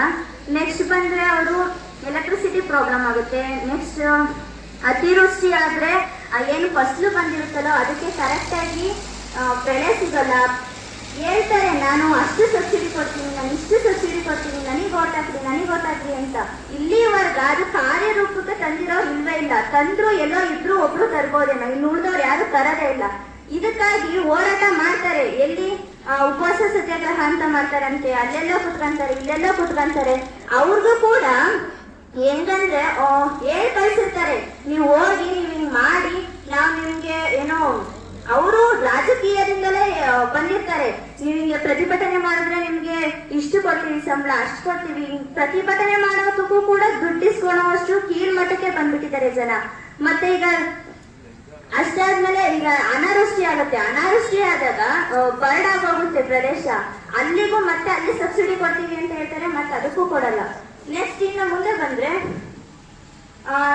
ಈಗ ಬೆಳೆದಿರ್ತಾರಲ್ವಾ ರೈತರು, ಅದನ್ನ ಮತ್ತೆ ಮಾರ್ಕೆಟಿಗೆ ಸಾಗಿಸೋಕೆ ಅವ್ರು ಎಷ್ಟು ಕಷ್ಟ ಪಡ್ತಾರೆ ಅಂದ್ರೆ, ಪಾಣಿ ಪಾಣಿ ಇರುತ್ತಲ್ವಾ, ಅದನ್ನ ಈಗ ರಾಗಿ ಹಾಕ್ಬೇಕಂದ್ರೆ ಬಯೋಮೆಟ್ರಿಕ್ ಮಾಡಿಸ್ಬೇಕು ಅವ್ರು ಅದಕ್ಕೆ ಎಷ್ಟು ಪೇಚಾಡ್ತಾರೆ ಅಂದ್ರೆ, ಸರ್ವರ್ ಇಲ್ಲ ಅಂತೆ, ನೀವು ಅದು ಲಿಂಕ್ ಆಗಿಲ್ಲ, ನಂಬರ್ ಲಿಂಕ್ ಆಗಿಲ್ಲ, ಆಧಾರ್ ಕಾರ್ಡ್ ಲಿಂಕ್ ಆಗಿಲ್ಲ, ಒಂದಿನ ಅಲ್ಲ 2 ದಿನ ಅಲ್ಲ. ಈಗ ವೃದ್ಧ ವಯಸ್ಸಾದವರಿದ್ರೆ ಒಂದ್ ಫ್ಯಾಮಿಲಿಯಲ್ಲಿ, ಈಗ ನಮ್ಮ ಮನೇಲಿ ಆದ್ರೆ ತಂದೆ ಇದ್ದಾರೆ, ಅವ್ರು ಮಾಡಿಸ್ತಾರೆ, ಅವ್ರು ಓಡಾಡ್ತಾರೆ. ಈಗ ವಯಸ್ಸಾದವರಿದ್ರೆ ಅವ್ರು ಎಷ್ಟು ದಿನ ಅಂತ ಪೇಚಾಡ್ತಾರೆ, ಅವರೇ ಬೆಳೆದಿರ್ತಾರೆ ಕಷ್ಟಪಟ್ಟು, ಅದನ್ನ ಮಾರ್ಕೆಟಿಗೆ ಹಾಕಕ್ಕಾಗಲ್ಲ ಮತ್ತೆ ಅವರಿಗೆ. ಒಂದಿನ ಅಲ್ಲ 2 ದಿನ ಅಲ್ಲ 4-5 ದಿನ ಪೇಚಾಡಿಸ್ತಾರೆ. ಮತ್ತೆ ಅಲ್ಲಿಗೆ ಹೋದ್ಮೇಲೆ ಅಲ್ಲಿ ಮತ್ತೆ ಅದು ಪಾರ್ಶಿಯಾಲಿಟಿ, ವೈಟ್ ಕಲರ್ ರಾಗಿ ಹೀಗಾಗಿದೆ, ಅಲ್ಲಿ ಸ್ವಲ್ಪ ಬೂಸತ್ತಿದ್ದಾವೆ, ತಗೊಳಲ್ಲ. ಒಂದು ಚೀಲ ಏನಾದ್ರು ಹಂಗಾಯ್ತು ಅಂದ್ರೆ ಪೂರ್ತಿ ಅದು ಎಷ್ಟಿರುತ್ತೋ ಚೀಲ ಅಷ್ಟನ್ನು ತಗೊಳೋದೇ ಇಲ್ಲ. ಅವರು ಅಷ್ಟು ಕಷ್ಟಪಟ್ಟು ಬೆಳೆದಿರ್ತಾರಲ್ವಾ, ಅದು ಕಷ್ಟ ಒಂದ್ ಬಿಡಿ, ಅವ್ರು ನೋಡ್ಕೊಂಡ್ ಬಂದಿಲ್ಲ ಅಕಸ್ಮಾತ್ ಇನ್ನೂರ್ದ ಚೆಕ್ ಮಾಡ್ಬೇಕು ತಾನೆ, ಚೆಕ್ ಮಾಡುವಾಗ ಅಲ್ಲಿ ಮತ್ತೆ ಮೋಸ. ಎಲ್ಲ ತಗ್ಗಿ ಓಪನ್ ಮಾಡ್ತಾರೆ, ಅದ್ರ ತುಂಬಾ ಗೋಡನ್ ತುಂಬಾ ಆಡ್ತಾರೆ, ಅಲ್ಲಿ ಎಷ್ಟೋ ಕೆಜಿ ಅಷ್ಟು ರಾಗಿ ಕೆಳಗ್ ಬಿದ್ದು ಅವ್ರಿಗೆ ಮತ್ತೆ ತೂಕ ತಗೊಂಡಾಗ ಮತ್ತೆ ಅಲ್ಲಿ ಕಡಿಮೆ ಆಗುತ್ತೆ. ಇದನ್ನೆಲ್ಲ ವಿಡಿಯೋ ಮಾಡಿ ಹಾಕದಂತೆ ಇದೆಲ್ಲ ಮಾಡೋ ಬದಲು ಅವ್ರು ಏನಂಗ್ ಮಾಡ್ತಿದಾರಲ್ಲ, ಅವ್ರು ಸ್ವಲ್ಪ ಯೋಚನೆ ಮಾಡಿ ಅದನ್ನೆಲ್ಲ ನಿಲ್ಲಿಸ್ಬೇಕು ಅಂತ ಕೇಳ್ಕೊಂತೀನಿ. ನೆಕ್ಸ್ಟ್ ಇನ್ನೊಂದು ಬಂದ್ರೆ, ಈಗ ನಮ್ಮ ರೈತರು ನಮ್ಮ ಭಾರತ ಅಂತ ಅಲ್ಲ, ಪೂರ್ತಿ ಪ್ರಪಂಚದ ಅವರು ಒಂಥರ ಈಗ ಬಾರ್ಡರ್ ಕಾಯೋಕ್ಕೆ ಯೋಧರಿದಾರೋ ಅವರು ಕಾಯ್ತಾರಷ್ಟೇ. ನಮ್ಮ ರೈತರು ಏನ್ ಮಾಡ್ತಾರೆ, ನಮ್ಮ ಭಾರತ ಅಂತ ಹೇಳಕ್ಕಲ್ಲ, ಪ್ರಪಂಚನೇ ಸಾಕೋರವರು. ಅವ್ರ ಯೋಧರು ನಮ್ಮ ಬಾರ್ಡರ್ ನ ಕಾಯ್ದ್ರೆ ಅವರು ನಮ್ಮನ್ನೇ ಸಾಕ್ತಾರೆ. ಸೊ ಅವರಿಗೆ ಆದಷ್ಟು ಎಲ್ಲರೂ ಹೋದ್ರೆ ಸಾಕು, ರೈತರ ಬಿಡಿ ಅಂತಾರೆ. ಈಗೇನು ಸರ್ಕಾರ ನಾವು ಹಂಗ್ ಮಾಡ್ತೀವಿ ಹಿಂಗ್ ಮಾಡ್ತೀವಿ, ಈಗ ಪೆನ್ಷನ್ ಕೊಡ್ತಾರೆ ಯಾರಿಗೆ, ಅಫಿಷಿಯಲ್ಸ್ ಅವರಿಗೆ, ಅವರು ಕೆಲಸ ಮಾಡಾದ್ಮೇಲೆ ಪೆನ್ಷನ್ ಕೊಡ್ತಾರಲ್ಲ, ಅದ್ರ ಬದಲು ವೃದ್ಧರು ಇರ್ತಾರಲ್ಲ, ಈಗ ಕೊಡ್ತಿದ್ದಾರೆ ಅವ್ರಿಗೂ ದುಡ್ಡು ಕೊಡ್ತಿದ್ದಾರೆ 75 ವರ್ಷ ಆದ್ಮೇಲೆ. ಅದ್ರ ಬದ್ಲಿಗೆ ಅವ್ರಿಗೇನ್ ಪೆನ್ಷನ್ ಕೊಡ್ತಾರಲ್ಲ, ಅದ್ರ ಬದ್ಲಿಗೆ ಬೇರೆ ಏನಾದ್ರು ಹೊಸ ಯೋಜನೆಗಳನ್ನ ತರ್ಬೋದಾ? ನೀರ್ನ ಹರಿಸೋದಾಗಿರ್ಬೋದು, ಬೇರೆ ಗ್ರಾಮೀಣಗಳಿಗೆ ಕಾಲುವೆಗಳ ಮೂಲಕ ನೀರ್ನ ಬಿಡೋದಾಗಿರ್ಬೋದು, ಆತರ ಬೇರೆ ಬೇರೆ ಯೋಜನೆಗಳನ್ನ ಕೈಗೊಳ್ಬೋದು ಮನ್ಸು ಮಾಡಿದ್ರೆ ನಮ್ಮ ಕೇಂದ್ರ ಸರ್ಕಾರ. ನೆಕ್ಸ್ಟ್ ಇನ್ನೊಂದು ಬಂದ್ರೆ, ನಮ್ಮ ಅಗ್ರಿಕಲ್ಚರ್ ಸೆಕ್ಟರ್ ಇಂದ ನಮ್ಮ ಎಕನಾಮಿಕ್ ಸಿಸ್ಟಮ್ ಇದೆಯಲ್ಲ, ಆರ್ಥಿಕ ವ್ಯವಸ್ಥೆ, ಅದು ಎಷ್ಟು ಇಂಪ್ರೂವ್ ಆಗಿದೆ ಅಂದ್ರೆ 75% ಅಷ್ಟು ನಮ್ಮ GDP ಗ್ರಾಸ್ ಡೊಮೆಸ್ಟಿಕ್ ಪ್ರಾಡಕ್ಟ್, ದೇಶೀಯ ಉತ್ಪನ್ನ ಏನಿದೆಯಲ್ಲ, ಒಟ್ಟು ದೇಶೀಯ ಉತ್ಪನ್ನ, ಅದು ಈಗ ನಾವು ನಮ್ಮ ಭಾರತ 5ನೇ ಸ್ಥಾನದಲ್ಲಿರೋದಕ್ಕೆ ಮೇನ್ ಇಂಪಾರ್ಟೆನ್ಸ್ ಕೊಟ್ಟಿರೋದು, ಅಲ್ಲಿ ಜಾಸ್ತಿ ಒತ್ತು ಕೊಟ್ಟಿರೋದು ಇಂಡಸ್ಟ್ರಿಯಲ್ ಅಗ್ರಿಕಲ್ಚರ್ ಸೆಕ್ಟರ್ ಇಂದ. ಸೊ ಎಷ್ಟು ನಮ್ಮ ಪೂರ್ತಿ ನಮ್ಮ ಭಾರತ ಇಷ್ಟು ಈ ರೇಂಜ್ಗೆ ಬಂದಿದೆ ಅಂದ್ರೆ ಅದಕ್ಕೆ ಮೇನ್ ಅಲ್ಲಿ ಇಂಪ್ರೂವ್ ಆಗಿರೋದಕ್ಕೆ ಎಲ್ಲ ಮೇನ್ ಆಗಿ ವಿಷಯ ಬಂದ್ರೆ ರೈತರಿಂದಲೇ ಆಗೋದು. ಇದಾದ್ಮೇಲೆ ನನ್ನ ತಂದೆ ಹೇಳಿದಂಗೆ 2022ನೇ ಸಾಲಿನಲ್ಲಿ ತುಂಬಾ ಚೆನ್ನಾಗಿ ಮಳೆ ಬಂತಂತೆ. ಅವರು ಈ ಸಬ್ಸಿಡಿ ಕೊಡ್ತೀನಿ ಅಂತ ಹೇಳಿದ್ರಲ್ಲ, ಅದೇ ತರ ಮಳೆ ಏನಾದ್ರೂ ಚೆನ್ನಾಗಿ ಬಂದು, ಆ ತರ ಮಳೆ ಬಂದ್ರೆ ನಾವು ಕಾಲುವೆಗಳನ್ನೆಲ್ಲ ಕಟ್ಟಿಸ್ಬೋದು ತಾನೆ, ಅವರು ಕೇಂದ್ರ ಸರ್ಕಾರದವರು ಆ ತರ ಎಲ್ಲ ಮಾಡಿ ನಿಲ್ಸಿದ್ರೆ. ಈಗ ಈ ವರ್ಷ ಸ್ವಲ್ಪ ಮಳೆ ಬಂದಿಲ್ಲ, ಈ ವರ್ಷದ ಈಗ ಮಳೆ ಬಂದಿಲ್ಲ ಅಂದಾಗ ಕಾಲುವೆ ಮೂಲಕ ನೀರ್ ಬಿಡ್ಬೋದು ತಾನೆ. ಈ ತರ ಬಿಟ್ರೆ ನಾವು ಅವ್ರೇನ್ ಸಬ್ಸಿಡಿ ಕೊಡ್ತೀನಿ ಅಂದ್ರೆ ಅದು ಡಬಲ್ ರೈತರೇ ಕೊಡ್ತಾರೆ ಅವ್ರಿಗೆ ದುಡ್ಡನ್ನ.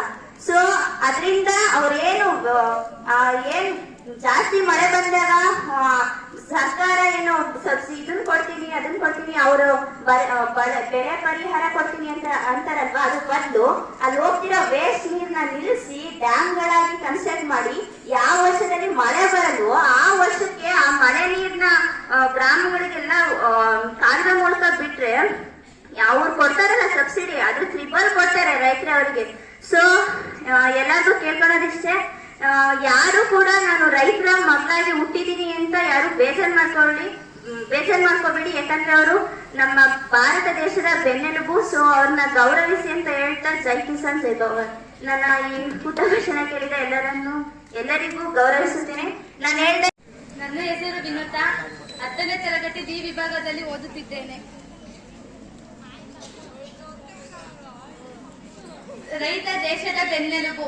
ಮೊದಲು ರೈತರ ಸಮಸ್ಯೆಗಳು, ನೀರಿನ ಸಮಸ್ಯೆ, ಮತ್ತೆ ಬೀಜಗಳ ಸಮಸ್ಯೆ.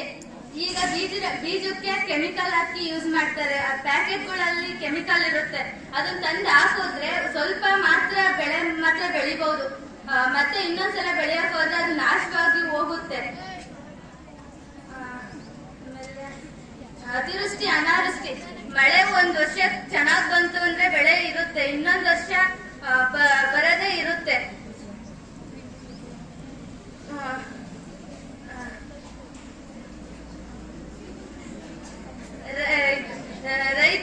ರೈತರಿಗೆ ಮಳೆ ಬಂದಾಗ ಈ ಜೋರಾಗಿ ಮಳೆ ಬರುತ್ತೆ, ಆದ್ರೆ ಬೆಳೆ ಬೆಳೆಯೋದಕ್ಕೆ ಇದನ್ನ ಇರಿಗೇಷನ್ ಮಾಡ್ಬೇಕು ಅಂತಂದ್ರೆ ಮಳೆ ನಿಲ್ಲದೇ ಇಲ್ಲ. ಅದು ಮಳೆ ನಿಂತಾಗ ಅದನ್ನ ಕೆಯ್ದು ಮತ್ತೆ ಅದನ್ನ ಸೀಡ್ಸ್ ಹಾಕೋಷ್ಟೊತ್ತಿಗೆ ಅದು ಮಳೆ ಹೋಗಿರುತ್ತೆ. ಸೀಡ್ಸ್ ಹಾಕಿದ್ಮೇಲೆ ಮಳೆ ಎಷ್ಟೋ ದಿವಸ ಬರೋದೇ ಇಲ್ಲ. ಅವಾಗ ಬೀಜಗಳೆಲ್ಲ ಒಣಗಿರ್ತವೆ. ಆಮೇಲೆ ನೀರ್ ಬಿಡ್ಬೇಕು ಅಂತಂದ್ರೆ ಬೋರ್ವೆಲ್ ಇರ್ಬೇಕು. ಬೋರ್ವೆಲ್ ಅಲ್ಲೂ ಮತ್ತೆ ಕರೆಂಟು ಕ್ಲೀನ್ ಆಗಿ ಕೊಡಲ್ಲ, ಅದಕ್ಕೆ TC ಹಾಕಿಸ್ಬೇಕು ಅಂತ ಹೇಳ್ತಾರೆ. ಅದು ಟೈಮ್ ನ ಬೆಳಗ್ಗೆ ಮಾತ್ರ 2 ಅವರ್ ಕೊಡ್ತಾರೆ, ಮಧ್ಯರಾತ್ರಿ ಕೊಡ್ತಾರೆ. ಆದ್ರೆ ಮಧ್ಯರಾತ್ರಿ ರೈತರು ಮಧ್ಯರಾತ್ರಿ 12 ಗಂಟೆ 1 ಗಂಟೆಗೆಲ್ಲ ಹೋಗಿ ಕಷ್ಟಪಟ್ಟು ನೀರ್ನ ಬಿಡ್ತಾರೆ. ಆದ್ರೆ ಆ ಕರೆಂಟ್ ಹಗಲೊತ್ತು ಬೆಳಗ್ಗೆ ಮತ್ತೆ ಮಧ್ಯಾಹ್ನಗಳಲ್ಲಿ ಕೊಡೋ ರೀತಿ ಮಾಡ್ಬೇಕು.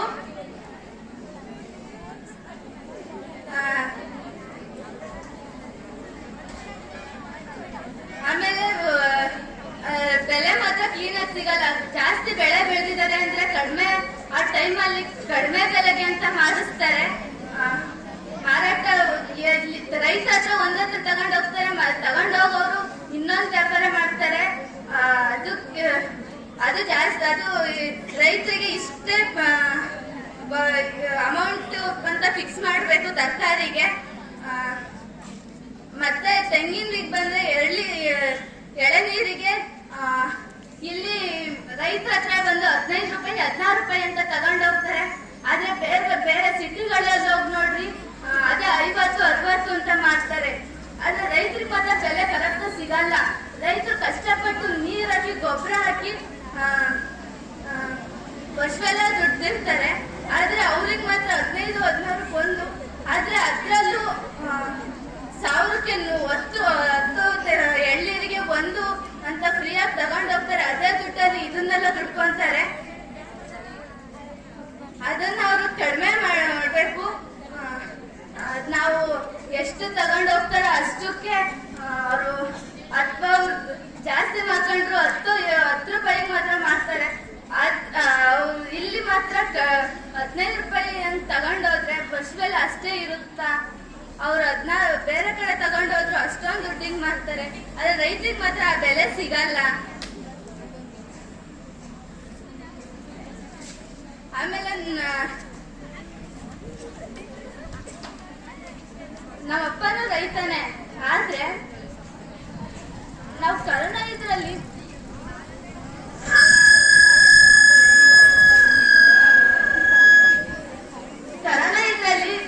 ಮೆಡಿಸನ್ ಚೆಂಡು ಅಂತ ಹಾಕುತ್ತಿ.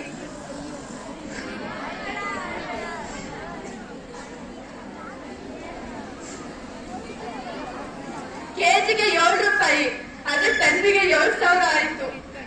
ಆದ್ರೆ 3.5 ಎಕರೆ ಹಾಕುತ್ತಿ. ಆದ್ರೆ 3.5 ಎಕರೆಯಲ್ಲಿ ಬರೀ 15 ಕ್ವಿಂಟಲ್. ಅವ್ರು ಹೇಳಿದ್ದು 1 ಎಕರೆಗೆ 15 ಕ್ವಿಂಟಲ್ ಬೆಳಿಬಹುದು ಅಂತ ಹೇಳಿದ್ರು. ಗಿಡನೆಲ್ಲ ಚೆನ್ನಾಗಿ ಬಂದಿತ್ತು. ಅವ್ರು ಕೊಡೋ ಗೊಬ್ಬರನು ಎಲ್ಲ ಹಾಕುದ್ವಿ. ಆದ್ರೆ ಅವ್ರು ಕೊಡೋ ಗೊಬ್ಬರದಲ್ಲಿ ಎಷ್ಟು ಕೆಮಿಕಲ್ ಇರುತ್ತೆ ಅನ್ನೋದು ಅವ್ರು ತಿಳ್ಕೊಂಡಿದ್ರು. ಇದ್ನಾಕ್ರಿ ನಿಮಗೆ ಫಸಲು ಬರುತ್ತೆ ಅಂತ ಹೇಳ್ತಾರೆ. ಆದ್ರೆ ರೈತರು ಅದನ್ನ ನಂಬಿ ಹಾಕ್ತಾರೆ. ಬಂದು ಕೇಳಿದಾಗ ಅವ್ರು ಮತ್ತೆ ಬಂದು ಕೇಳಿದಾಗ ಅದು ಯಾಕೆ ನೀವು ಅದನ್ನೆಲ್ಲ ಗೊಬ್ಬರ ಹಾಕ್ಲಿಲ್ವಾ, ಔಷಧಿ ಹೊಡಿಲಿಲ್ವಾ ಅಂತ ಕೇಳ್ತಾರೆ. ಆದ್ರೆ ಹಾಕಿದ್ವಿ ಹೊಡಿದ್ವಿ ಅಂತ ಹೇಳಿದ್ರೆ ಅವ್ರು ನಂಬಲ್ಲ. ನಾವು ಮನೇಲಿ ಇರೋರೆಲ್ಲ ಕಷ್ಟಪಟ್ರು ನಾವು ಬರೀ 15 ಟನ್ ಬೆಳೆದ್ರು ನಮಗೆ ಬರೀ ಸಿಕ್ಕಿದ್ದು 1,05,000. ಅದರಲ್ಲಿ ಚೆಂಡು ಅದನ್ನ ಬಿಡ್ಸೋದಕ್ಕೆ ನಿಜವಾಗ್ಲೂ ರೈತರಿಗೆ ಸಿಗೋಕ್ಕಿಂತ ಬೆಲೆ ಅದನ್ನ ಕೂಲಿ ಮಾಡ್ಸೋದಕ್ಕೆ ಸಿಗುತ್ತೆ. ದಿನಕ್ಕೆ ಅವ್ರು 200 ಅಥವಾ 300 ದಿನಕ್ಕೆ ಅಂತ ಇಷ್ಟು ಅವ್ರ ಕೂಲಿ ಅವರು 250, 300 ಅಂತ ಹೇಳ್ತಾರೆ ಏನಾದ್ರು ಕೂಲಿಗೆ ಅಂತ ಕರ್ಕೊಂಡೋದ್ರೆ. ಆದ್ರೆ ರೈತರಿಗೆ ಬರೋದಕ್ಕಿಂತ ಹೆಚ್ಚಾಗಿ ಆ ಕೂಲಿಗೆ ಸಿಗುತ್ತೆ. ಅವ್ರೇನು ಕಷ್ಟನೇ ಪಟ್ಟಿರಲ್ಲ, ಬರೀ ಬೆಳಗ್ಗೆಯಿಂದ ಸಂಜೆವರೆಗೂ ಬಂದ್ಬಿಟ್ಟು ಅವ್ರು ಮಾತಾಡೋದು ಅಥವಾ ಕೆಲಸ ಕ್ಲೀನಾಗಿ ಮಾಡಲ್ಲ. ರೈತರು ಏನ ನೀವು ಕೆಲಸ ಮಾಡಿ ಅಂತ ಹೇಳಿದ್ರು ನನಗೆ ಮಾಡೋದು ಗೊತ್ತೈತೆ ನಾವು ಮಾಡ್ತೀವಿ ಅಂತ ಹೇಳ್ತಾರೆ. ಆದ್ರೆ ಅವ್ರಿಗೆ ಸರಿಯಾದ ಸಮಯಕ್ಕೆ ಅವ್ರು ಏನ್ ಕೇಳ್ತಾರೆ ಅದನ್ನೆಲ್ಲ ತಂದ್ಕೊಡ್ಬೇಕು ರೈತರು. ಆದ್ರೆ ಅದನ್ನ ತಂದ್ಕೊಡೋದಕ್ಕೆ ದುಡ್ಡಿರಲ್ಲ ಅವ್ರ ಹತ್ರ. ಅದು ಬೆಳೆ ಫಸ್ಲಿಗೆ ಅಂತ ಎಲ್ಲ ದುಡ್ಡನ್ನು ಹಾಕಿರ್ತಾರೆ. ಆ ಫಸ್ಲಿಗೆ ದುಡ್ಡು ಹಾಕಿದ್ದಕ್ಕೂ ಅದು ಸಿಗಲ್ಲ. ಒಂದೊಂದ್ಸಲ ಬೆಳೆ ನಾಶ ಆಗುತ್ತೆ. ಬೆಳೆ ನಾಶ ಆದಾಗ ಅವರಿಗೆ ಇದು ಗೌರ್ಮೆಂಟ್ ಇಂದ 6 ತಿಂಗಳಿಗೆ ಅಂತ 2,000 ಅಂತ ಮಾತ್ರ ಹಾಕ್ತಾರೆ. ಎಷ್ಟೇ ಎಕರೆ ಇದ್ರು 2,000, ವರ್ಷಕ್ಕೆ 4,000 ಅಂತ ಮಾತ್ರ ಹಾಕ್ತಾರೆ. ಅದನ್ನ ಹೆಚ್ಚು ಮಾಡ್ಬೇಕು.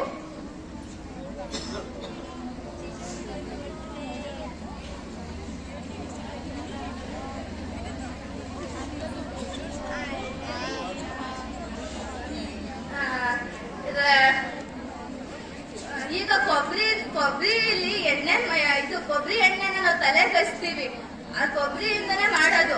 ಮತ್ತೆ ನಾವು ಕೊಬ್ಬರಿ ಮಿಠಾಯಿ ಅಂತ ತಿಂತೀವಿ, ಅದನ್ನು ಕೊಬ್ಬರಿಯಿಂದನೇ ಮಾಡೋದು. ಅದಕ್ಕೆ ಜಾಸ್ತಿ ದುಡ್ಡು ಅಂತ ಮಾಡ್ತಾರೆ. ಆದ್ರೆ ಕೊಬ್ಬರಿಗೆ ಮಾತ್ರ ಕಡಿಮೆ ದುಡ್ಡು ಮಾಡ್ತಾರೆ. ಆದ್ರೆ ಜಾಸ್ತಿ ದುಡ್ಡು ಮಾತ್ರ ಮಾಡಲ್ಲ. ಆಮೇಲೆ ಇದ್ರಲ್ಲಿ ಸೊಸೈಟಿಲಿ ಮತ್ತೆ ಬ್ಯಾಂಕ್ ಅಲ್ಲಿ ಸಾಲ ಕೊಡ್ತಾರೆ. ಇಷ್ಟು ತಿಂಗಳಿಗೆ ಇಷ್ಟು ಕಟ್ಬೇಕು ಅಮೌಂಟ್ ಅಂತ. 6 ತಿಂಗಳಿಗೆ ಒಂದ್ಸಲ, ವರ್ಷಕ್ಕೊಂದ್ಸಲ ಇರುತ್ತೆ. ಆ ದುಡ್ಡನ್ನ ಒಂದ್ ದಿವಸ ಏನಾದ್ರು ಲೇಟ್ ಆಯ್ತು ಅಂದ್ರೆ 13%, 15% ಅಂತ ಒಂದ್ ದಿವಸ ಲೇಟ್ ಆಯ್ತು ಅಂದ್ರೂ ಅಷ್ಟು ಕಟ್ಟಿ ಅದನ್ನು ಕಟ್ಬಿಟ್ಟು ಹೋಗ್ಬೇಕು. ಅದು ಕಡಿಮೆ ಆಗ್ಬೇಕು.